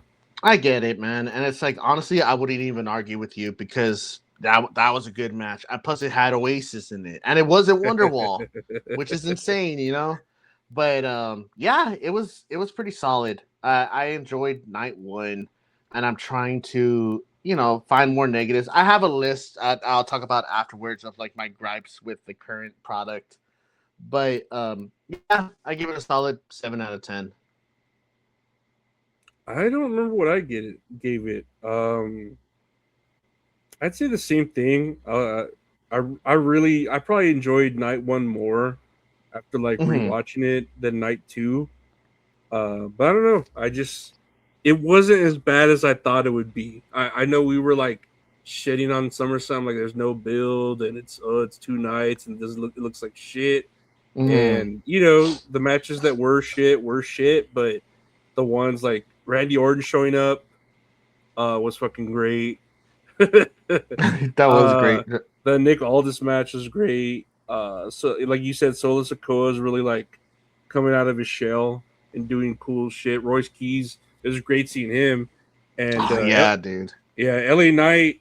I mean, I hope they push him, but it seems like he's just stuck in a purgatory there. And did you hear the Triple H interview where they asked him like, how do people get over? He's like, well, people get over like when the people get behind them, then they're gonna get that push. And it's like, motherfucker, isn't Baron Corbin only been there a month and he has a title match? Well, spoiler alert, he's a title champion now. Oh man! But spoiler alert. While we're at it, let's go ahead and go into night 2. Let's do night 2. It finished a couple of hours ago. There we go, night 2. Night 2. From first glance, it doesn't look as good as night 1. There was a couple of matches here that I really did enjoy. Overall compared to like the whole card. But I think night 1 was probably the better night compared to Sunday night. I think so too. And then just to fill in the blanks, or just one blank, it was Lash Legend, who was the 5th girl for the ladder. Yeah, because she beat Julia in 2 minutes. Oh shit, my God. whatever. Because Julia wouldn't have done well in a ladder match. I know. Whatever. No, I agree. I 100% agree with that. I'm just kidding, dude. Fucking stupid, man. But to start off the pay-per-view, the PLE, it was Finn Balor versus Sami Zayn. Oh, well, before that, I think they said after night 1 that Nick Aldis was going to give his like resignation letter to like not be the fucking general manager anymore, and Triple H tears it up. He's like, oh, welcome back to SmackDown, So he's back to being a general manager, and I'm like, man, I wish he would wrestle a lot more because he did really great. That was amazing. It was great. So the first match was Finn Balor versus Sami Zayn, a regular one-on-one. Nick Aldis comes out, and he says he's going to add another competitor to the match, and it's Gunther. And so I'm like, so did he just forgive Gunther in less than 24 hours? I think it was more a respect thing. Like, they probably this is me filling in the blanks, right? But they went to the back, they shook hands, they did their shit in the ring, then they went to the back, shook hands, like mutual respect. Yeah, like, all right, we got it out of our system. We don't hate each other anymore because we took care of it in the ring. Let's work together, blah blah.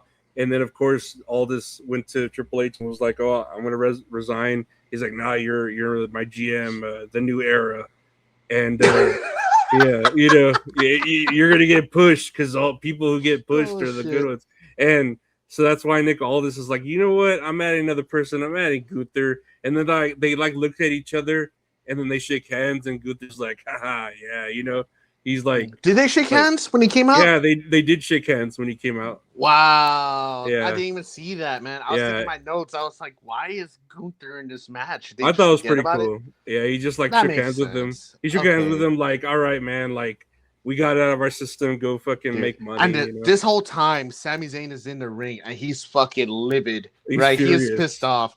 He like obviously, and Wade Barrett's like behind him, like, why is Sami Zayn going through this treatment? And I'm over here like, why is Sami Zayn going through this treatment, man? What the fuck is going on? To me, I'm like, if I were Finn Balor, I'd be mad too. He's like, I'm mad too. Why is it the fucking I'm mad, camera on me? I'm mad, but he's speaking for the both of us. I'll let him get in trouble. And then so Gunther's in the ring, they're gonna start, but then Nick Aldis says there's one more person gonna be added to this match. It's gonna be a fatal 4-way. And my boy, my man, Kevin Owens is back, baby. After what they say, 15 months, 17 months Yeah. since before WrestleMania 41, he returns tonight, and he's in this match. Huge fucking pop. People are crying. I'm about to Dude. fucking cry. Women were crying. People were holding their babies up, and women were crying straight up in the crowd. I saw this match after the pay-per-view finished. So when I went to Dairy Queen, I was on my phone. It's like, oh, Kevin Owens is in the match. What the fuck? What the fuck? Like, I'm going all crazy. And it's like Sami Zayn has like seen a ghost. Like they're just He's in, like shock. mouth is just open. I don't know if you Yeah, heard my yeah. bubble in my throat. It just fucking made a weird noise. The match goes on. It begins. Kevin Owens fucking kicking Gunther's ass and Balor's ass, and the whole time Sami Zayn is just like staring at him. He does a cannonball to both guys. I'm like, wait, does this dude have like neck fusion surgery or something like that? Fuck it. He gives a hug to Sami Zayn. They hug each other, and then they start fucking beating the shit out of each other. And I'm like, I was like, they ended racism and then immediately started racism all over again. dude, yeah, they started it back over again. It's crazy. The war with Palestine is, oh, never mind. They're fighting again. Oh, shoot. Real life. Please, if you have any other notes for this match, I didn't take notes, so I'm going based off of what I remember. One thing I did put here is that Gunther is doing double duty. I was like, God damn, he wrestled yesterday. He's wrestling again. Holy shit. Hell yeah, that's my champion right Dude. there. I was like, dang, that's pretty. No one else is doing double duty like at all, you know? And so it's like when I watch these four guys in the ring, I'm like, these are the four men I feel like should be like the faces of the company today. That, Sami Zayn could go at it. Gunther obviously can. Finn Balor should have been going at it years ago, but he got sucked into the Judgment Day vortex. And Kevin Owens, like, he could do no wrong. I think he could do no wrong. I know you're indifferent about him. I didn't like him at first, but since he had been gone for so long, I missed him. I was like, man, when's he coming back? He needs to come back. So Gunther, Balor, and Sammy are on the outside, and Kevin Owens does a swanton off the top rope to the three guys. I'm like, wait, did he just do neck fusion surgery? And then he throws Gunther in the ring and goes for a swanton on Gunther. I'm like, wait, did he just get neck fusion surgery? Everyone's getting their 2 cents in. Gunther has Sami Zayn in a chokehold. He's on the ground, and then Finn Balor, he goes up for the coup de grace, and Sami Zayn eats all of it. It looked shitty. I don't know how you could take that and not get hurt. All 30 pounds of solid muscle. That he goes for the stomp. His knees are up here. And he just like a feather. That was a 3 count. Did you see like that spot when he did the coup de then he grace? slapped him on the back of the head, right? He did the coup de grace, like what you just said, to Sami Zayn, and he was pinning Sami Zayn, and I swear to you it was 3, and then Gunther broke the count like a really cheap ass, like just like how you said, like a slap or something. And I was like, dude, that's bullshit. I mean, whatever, but I was like, that was 3. What the fuck, ref? You know. See, Kevin Owens goes for another swanton, but Zayn gets his legs up and he hits hard on the fucking legs. And they're like, oh, the neck fusion surgery. I'm like, that's what I'm saying. And so they're like, the rep's like, oh, wait, hold on. I got to check on Kevin Owens. And Wade Barrett's going all crazy. Sami Zayn needs to capitalize on it right now. And he's trying to go for the haluva kick. Gunther comes in, gets in a chokehold, stunner. Kevin Owens wins, and he's the new number 1 contender for, I'm assuming, the WWE Championship. I think that's what they said. Whatever CM Punk has, I'm pretty the sure. WWE Championship. Yeah, Man, CM Punk versus Kevin Owens. Not too shabby. Brought to you by Super Troopers 3 in theaters. I don't fucking know. Dude, oh my god. Yeah, I forgot about that shit. What else did I put here? There was one other thing I wanted to talk about on that match. God damn, I can't remember. Let's see. I don't have anything else for that match. Oh, this is what I wanted to say. There was a point where, and just seeing them, I saw when Sami Zayn and Kevin Owens were outside of the ring selling or whatever, and you had Gunther and Finn Balor in the ring by themselves fighting. I was all, dang, this looks badass. This would be a badass fight. Gunther against Finn Balor. Like, they were both like ripped as fuck, but then here's the fast, agile fucking Finn Balor, and then the big, strong fucking hitting tank that is Gunther. I was like, man, that would be a badass match to have. These are the men that need to be in title matches. Like, these are the ones that should be in the main event picture instead of like the same 4, the ones that are main eventing this pay-per-view. Yeah, that's all I have to say about that one. I don't have anything to say about Baron Corbin versus Trick Williams, which is the next match. Yeah, and I told you to just skip that match because it was like whatever. For United States Championship, Trick Williams versus Baron Corbin, brought to you by Nimrod's A Green Day film. That's probably why you missed that one. I feel like Little Yachty is unnecessary in this match for some reason. He missed a spot. Oh, Little Yachty had missed a spot where Baron Corbin was like gonna run towards the ropes and get hit by the kendo stick, but Baron Corbin had to like awkwardly wait by the ropes to get hit or something. So I thought it was whatever. Let's see, Little Yachty. They set up a table, and then Little Yachty's there on the ropes messing with Baron Corbin. Baron Corbin. What was that? Oh, I know. I got that one too. No, Baron Corbin hits Lil Yachty onto the Slim Jim table, and in that way it distracts Trick Williams and the ref. Baron Corbin grabs that furry belt and hits Trick Williams, knocking him like senseless. He does the End of Days and beats Trick Williams. Now Baron Corbin is the new champ. This match was weak. I'm hoping that Trick lost because they're going to have him go for up higher in the company. That's true. And I'm hoping that they don't do to Baron Corbin what they did to Sami Zayn. Oh, man. I don't know, dude. But it's like, maybe I am. Maybe I am. I don't know. I like Baron Corbin's wacky gimmicks, but I don't know why they brought Baron Corbin back. I really don't, unless he's just going to be a transitional champion or do the job, you know? Like, they just need to give it back to Carmelo Hayes or Ilya Dragunov, and then everything will be fine. The world will be at peace. Racism will end.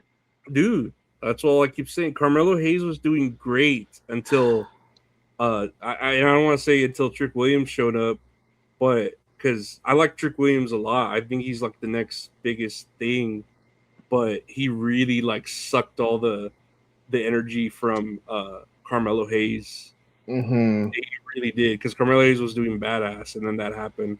And then Sami Zayn too kind of sucked the energy out of all that too, and he just kept bitching, but whatever. Oh, I forgot about that, man. That's a fever dream.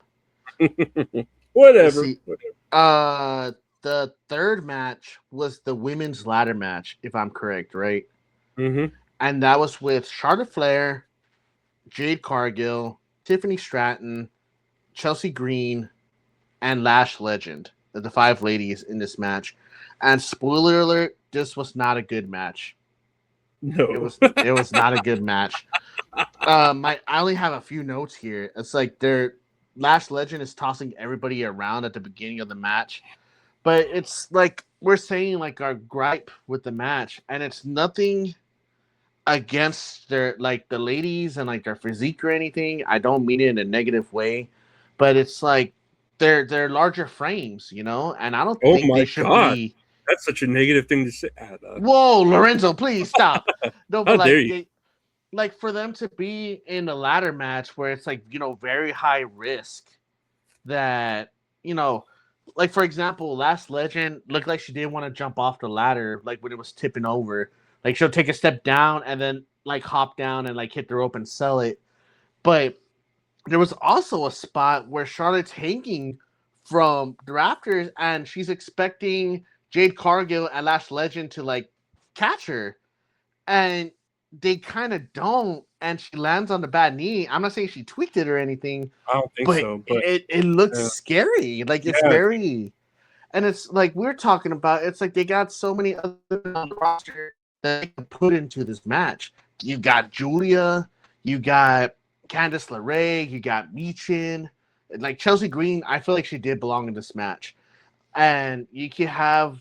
Tiffany Stratton did great. I think she did great. Tiffany Stratton. You could have had Julia in here, you know, that all these other women who are more limber. Even Kiana James, I feel like Kiana James kicks ass, you know, like you could definitely put her in this match. Yeah. But it's, you know, they obviously don't want to like risk getting injured, but it's like, wouldn't you avoid that risk if you didn't have them in this match? If you had the other ladies or other women performing in the qualifying matches? I don't know, dude. Like everyone is literally there. So Chelsea Green's about to go up because everyone else is down. The crowd is cheering all rowdy. The crowd is fucking hot for Chelsea Green. And then BFAB and Michin come in, they beat the shit out of her, and she's hanging by her feet like a tree of wool on the ladder. Both all the ladies are on the ladders, whatever. They fucking tip over, and it's only Chelsea Green hanging upside down. She just gets up and like climbs up and retrieves the belt. Yes, Chelsea Green is champion. About fucking time, but she's an interim champion. I don't know what they mean by that. I guess when Rhea Ripley does come back, she has to face her to keep the belt, I guess. I hope she beats Rhea Ripley, or it's going to be another Brock Lesnar, Kofi Kingston fucking scenario. I hope not, dude. I think that's when I'll stop. Yeah. Maybe that's when I'll stop watching WWE. No, that crowd fucking was hot as fuck when Chelsea Green won. Like, they were on their feet, like, cheering. Everyone was on their feet. It was when Nick Aldis was wrestling. And when Chelsea Green won, those were the biggest pop. And like the main event too, some spots like the crowd was on their feet. But Gable too. They were on their feet too. But I blame his song for his song sucks. I wrote that. It sucks. He's there trying to like get the crowd to go with it. And it's like, dude, there's no rhythm to this song at all to get going. Like, there's nothing. No, I understand. He's from Minnesota. He's trying to do. We'll get to it. Well, the last thing I wrote here, I just hope they don't Sami Zayn Chelsea Green. I hope not either, dude. She's worked so fucking hard to be in that position. Just let her run with it for a few months, see where it goes. You know, listen to your shit, Triple H. Well, the crowd pushes what they push, or whatever the fuck you said, you dumbass. Honestly, dude, give me a fucking break. So the next match here, it is Danhausen versus Dominic Mysterio in the Human Money's on a Pole match. And I don't know if you saw this, but they're selling Human Monies that you could buy on WWE Shop. Oh, wait, let me show them. Hold on, I needed to. They're right there. You can buy Human Monies. Not legal tender. That's what they kept saying. Oh my gosh, dude. This is literally like when WWE joined TKO and the sponsors for everything. Danhausen's fucking everywhere. Nothing against him. They're just overexposing him. So Um, much, dude. So much. so with this match, again, if you have anything, you can definitely add to it.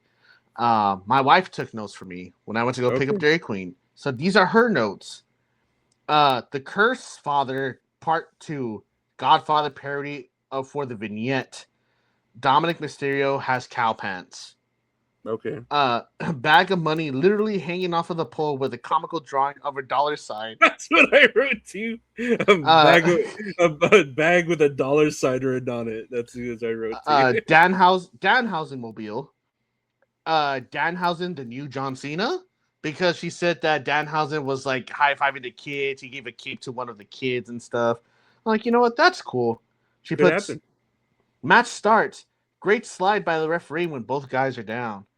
JD McDonough comes in. Everyone called it. The Minihausens, this is her words, not mine. The Minihausens raped JD McDonough. 4 of them do.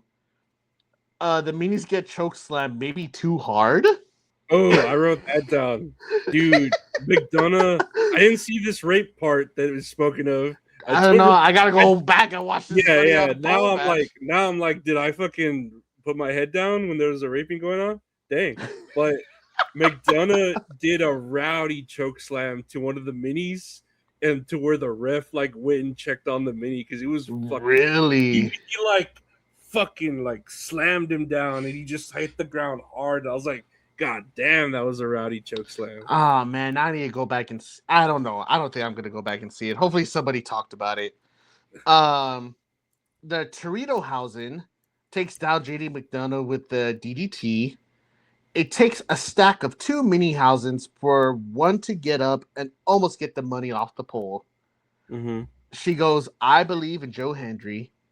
Dominic Mysterio almost gets the bag, gets cursed, and Pyro comes out of the turnbuckle that burns Dominic off the top rope. Danhausen gets the monies off the pole. End. Side note, Joe Hendry's abs look like a pack of Hawaiian rolls. Delicious. I do Delicious, like that. I'm telling you, man. Shout out to my wife. Thank you for getting those notes for me. I really do appreciate it. Honestly, they're like 80% of what I wrote down is the same. I was just looking here for the chokeslam spot, but I don't see like a clip that's like easy to find. They're just doing the spot where the sparks come up. That's all I'm seeing. So dang it, let me see if I can look it up. What do I have here? Yeah, Joe Henry comes out. Oh, yeah, Joe Henry comes out, hits JD with a guitar. The curse thing, and then Danhausen throwing the monies into the crowd. And yeah, that's it.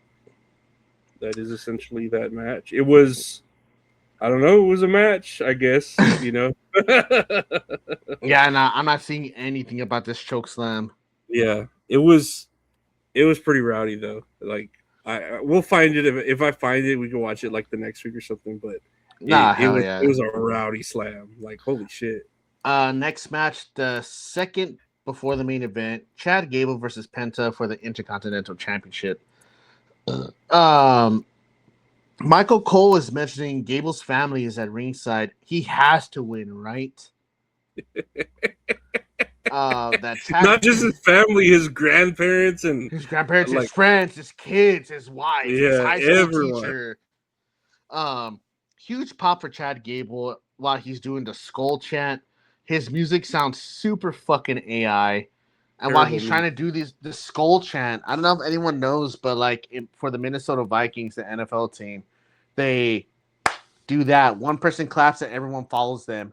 And then they keep going until it builds up like a crescendo of applause. And then everyone goes, it's cool when it's done pretty good. But it doesn't look good in the sake because of the stupid fucking song. At the beginning of the match, Penta does a super kick, which looks pretty gnarly. Penta goes off of the second rope, which he gets caught by Chad Gable and turned into German suplexes. A moonsault from Chad Gable is countered by a super kick from Penta. Penta landed nasty from that tope. Did you see that? Like when he dives over the top rope and it looks like he lands on the top of his fucking head. But when they show it from the other point of view, he lands like on the back of his shoulders, like between the shoulder blades. It looked crazy. It looked very close. I don't remember, honestly.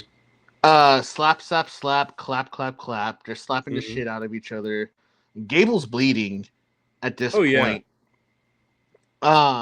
Chad Gable is going for a top rope diving headbutt, which gets countered into the arm breaker.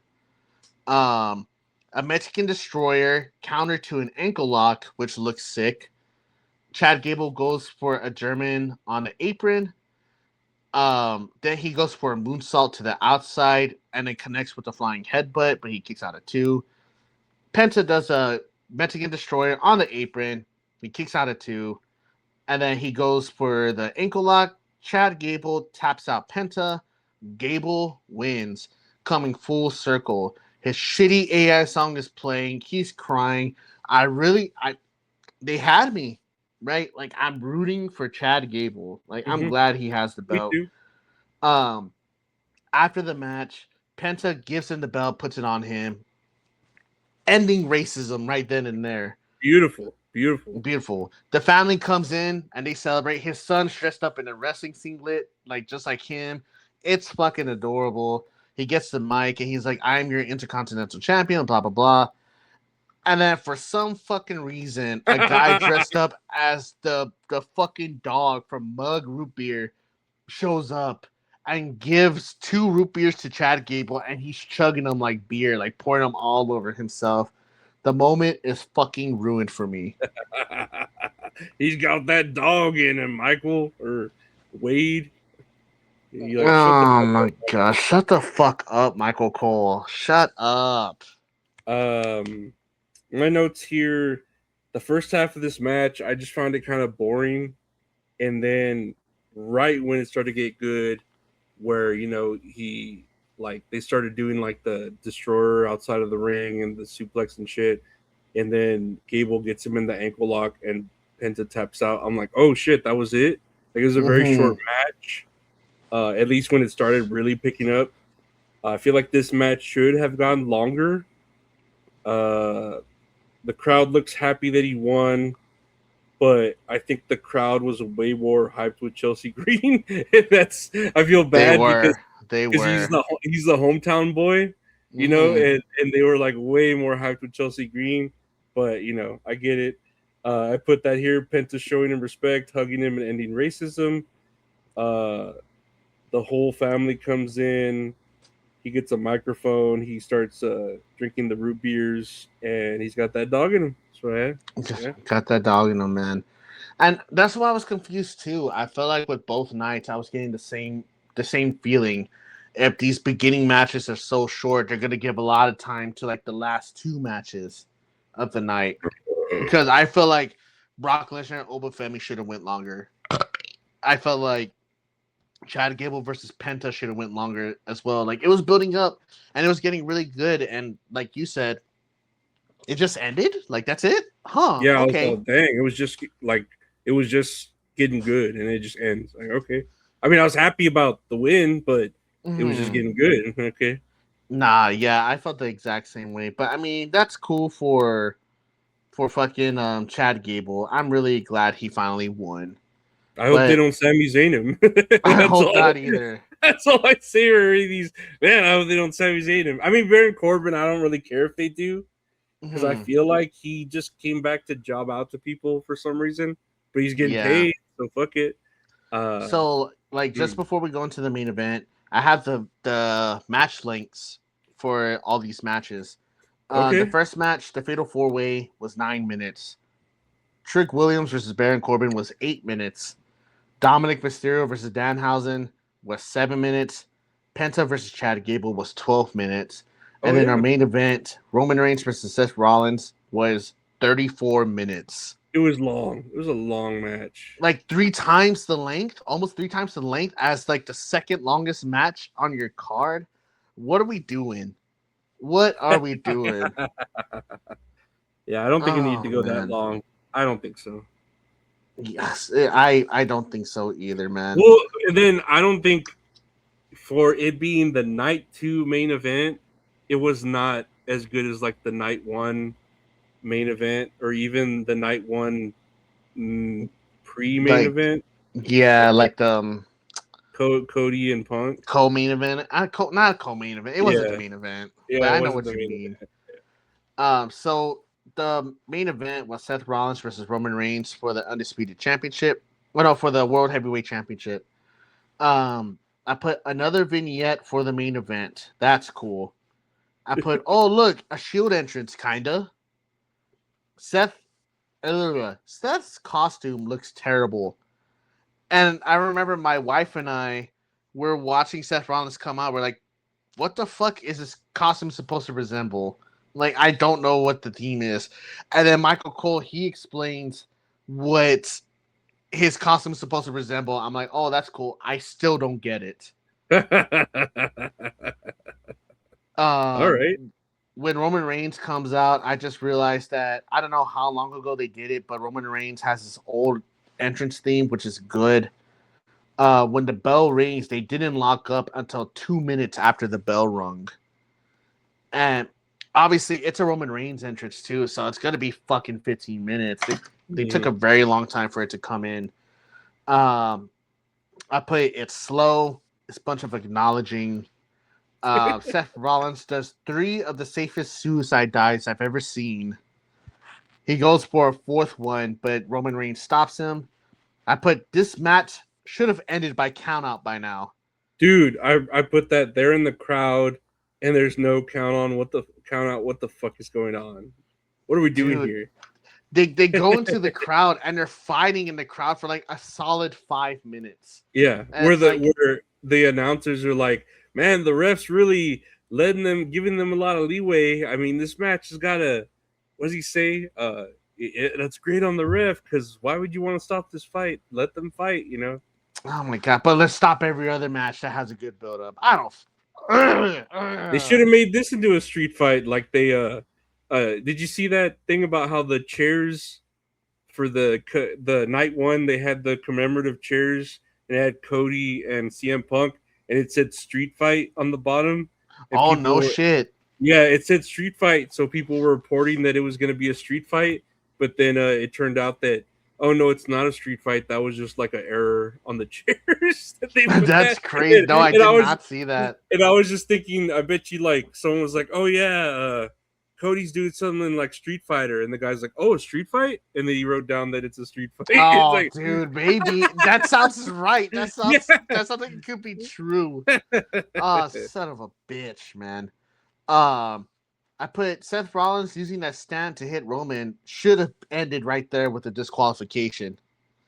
But hey, I don't know. Let them fight. Let them fight.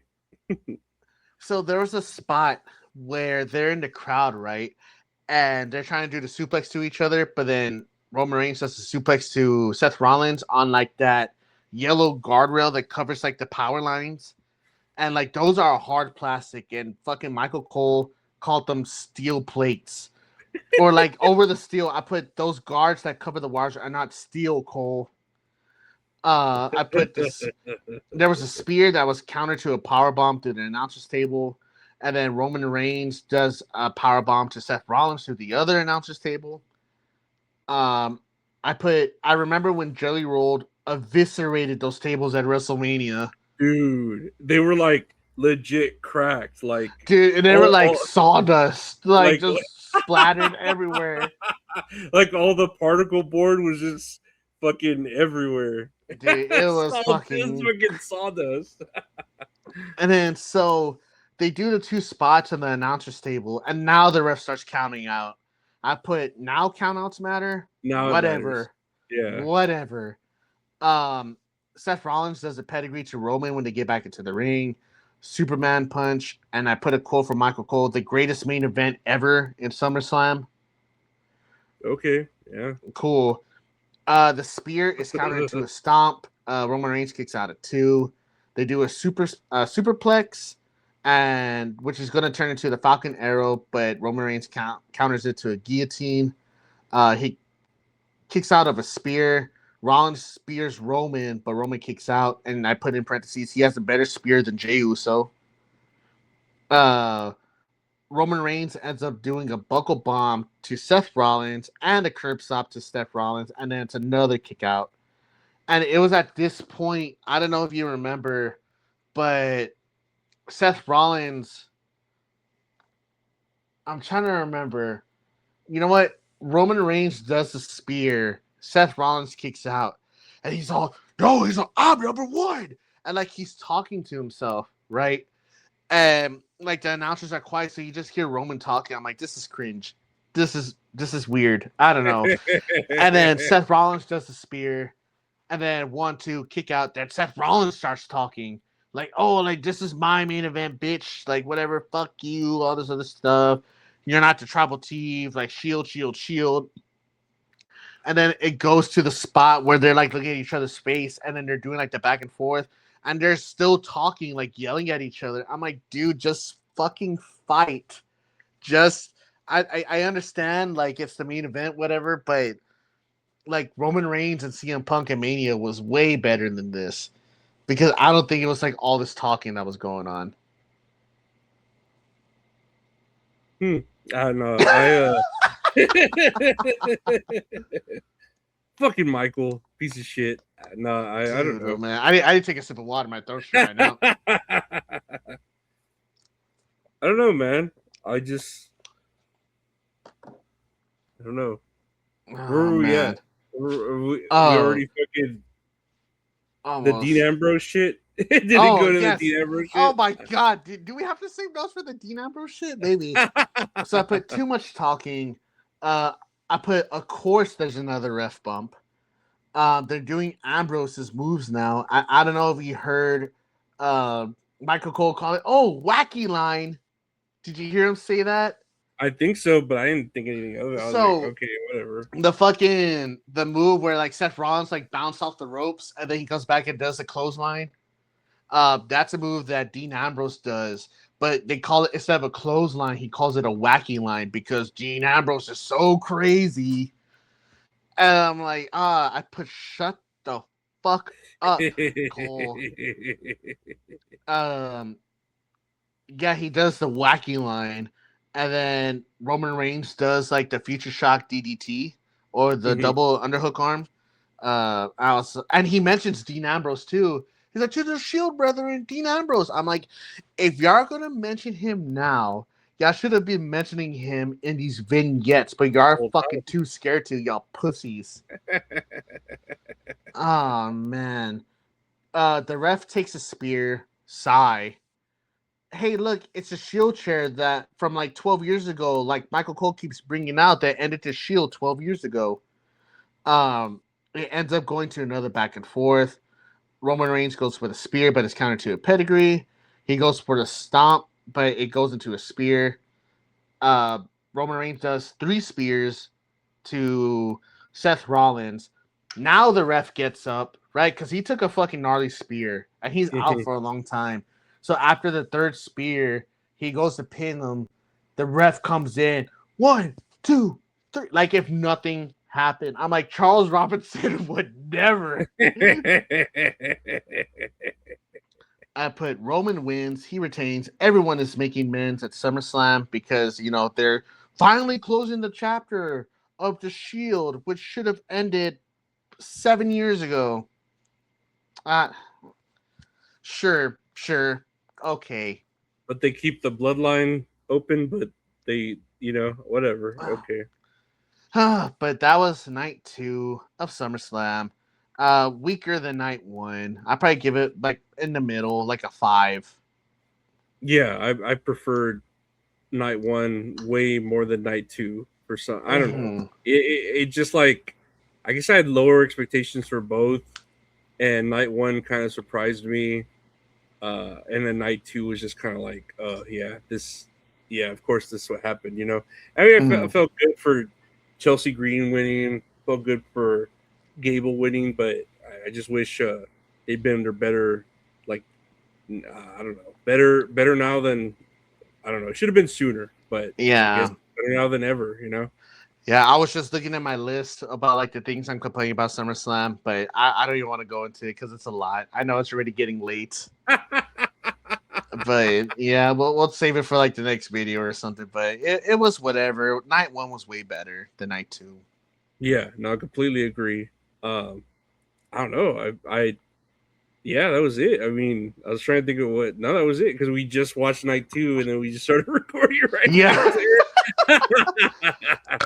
Yep, that's us right now, man. It's 11 at night. Man, and yeah, I don't even know I don't think there's anything till the end of the month, but who cares about fucking whatever AEW pay-per-view is going on. It's like, yeah, who's gonna buy it all in? That's weird. All in. No, fuck that shit. No. Who's all in? Not me. I got plans. It's okay. No, but yeah, I guess that's all kayfabe, guys. Hey, no, I want to thank everyone for listening, watching, reviewing, sharing, commenting, all that stuff. Follow us all there, where it says there on the bottom, at That's All Kayfabe on Instagram and TikTok. What do you want to say to people, Gabe? Thank y'all for liking, commenting, subscribing. We release new episodes every Monday, like around, I guess, like noontime now. That's when we're releasing them before they show Raw on Netflix. So please go show us some love on That's All Funny. Follow us on the socials, like Lorenzo said, for his on X, and then this is for Instagram and TikTok. For That's All Kayfabe, all lowercase, all one word. Go show some support by buying merch. Stickmeal.com/That's All Funny. We get merch for That's All Funny, which is making a comeback, and for That's All Kayfabe. So go show us some love. Oh yeah, you can listen anywhere podcasts are available and on the YouTube. And yeah, no, we'll see y'all later. Y'all take care, and fuck you, Michael. Fuck you, Michael. Fuck you, Michael, bitch.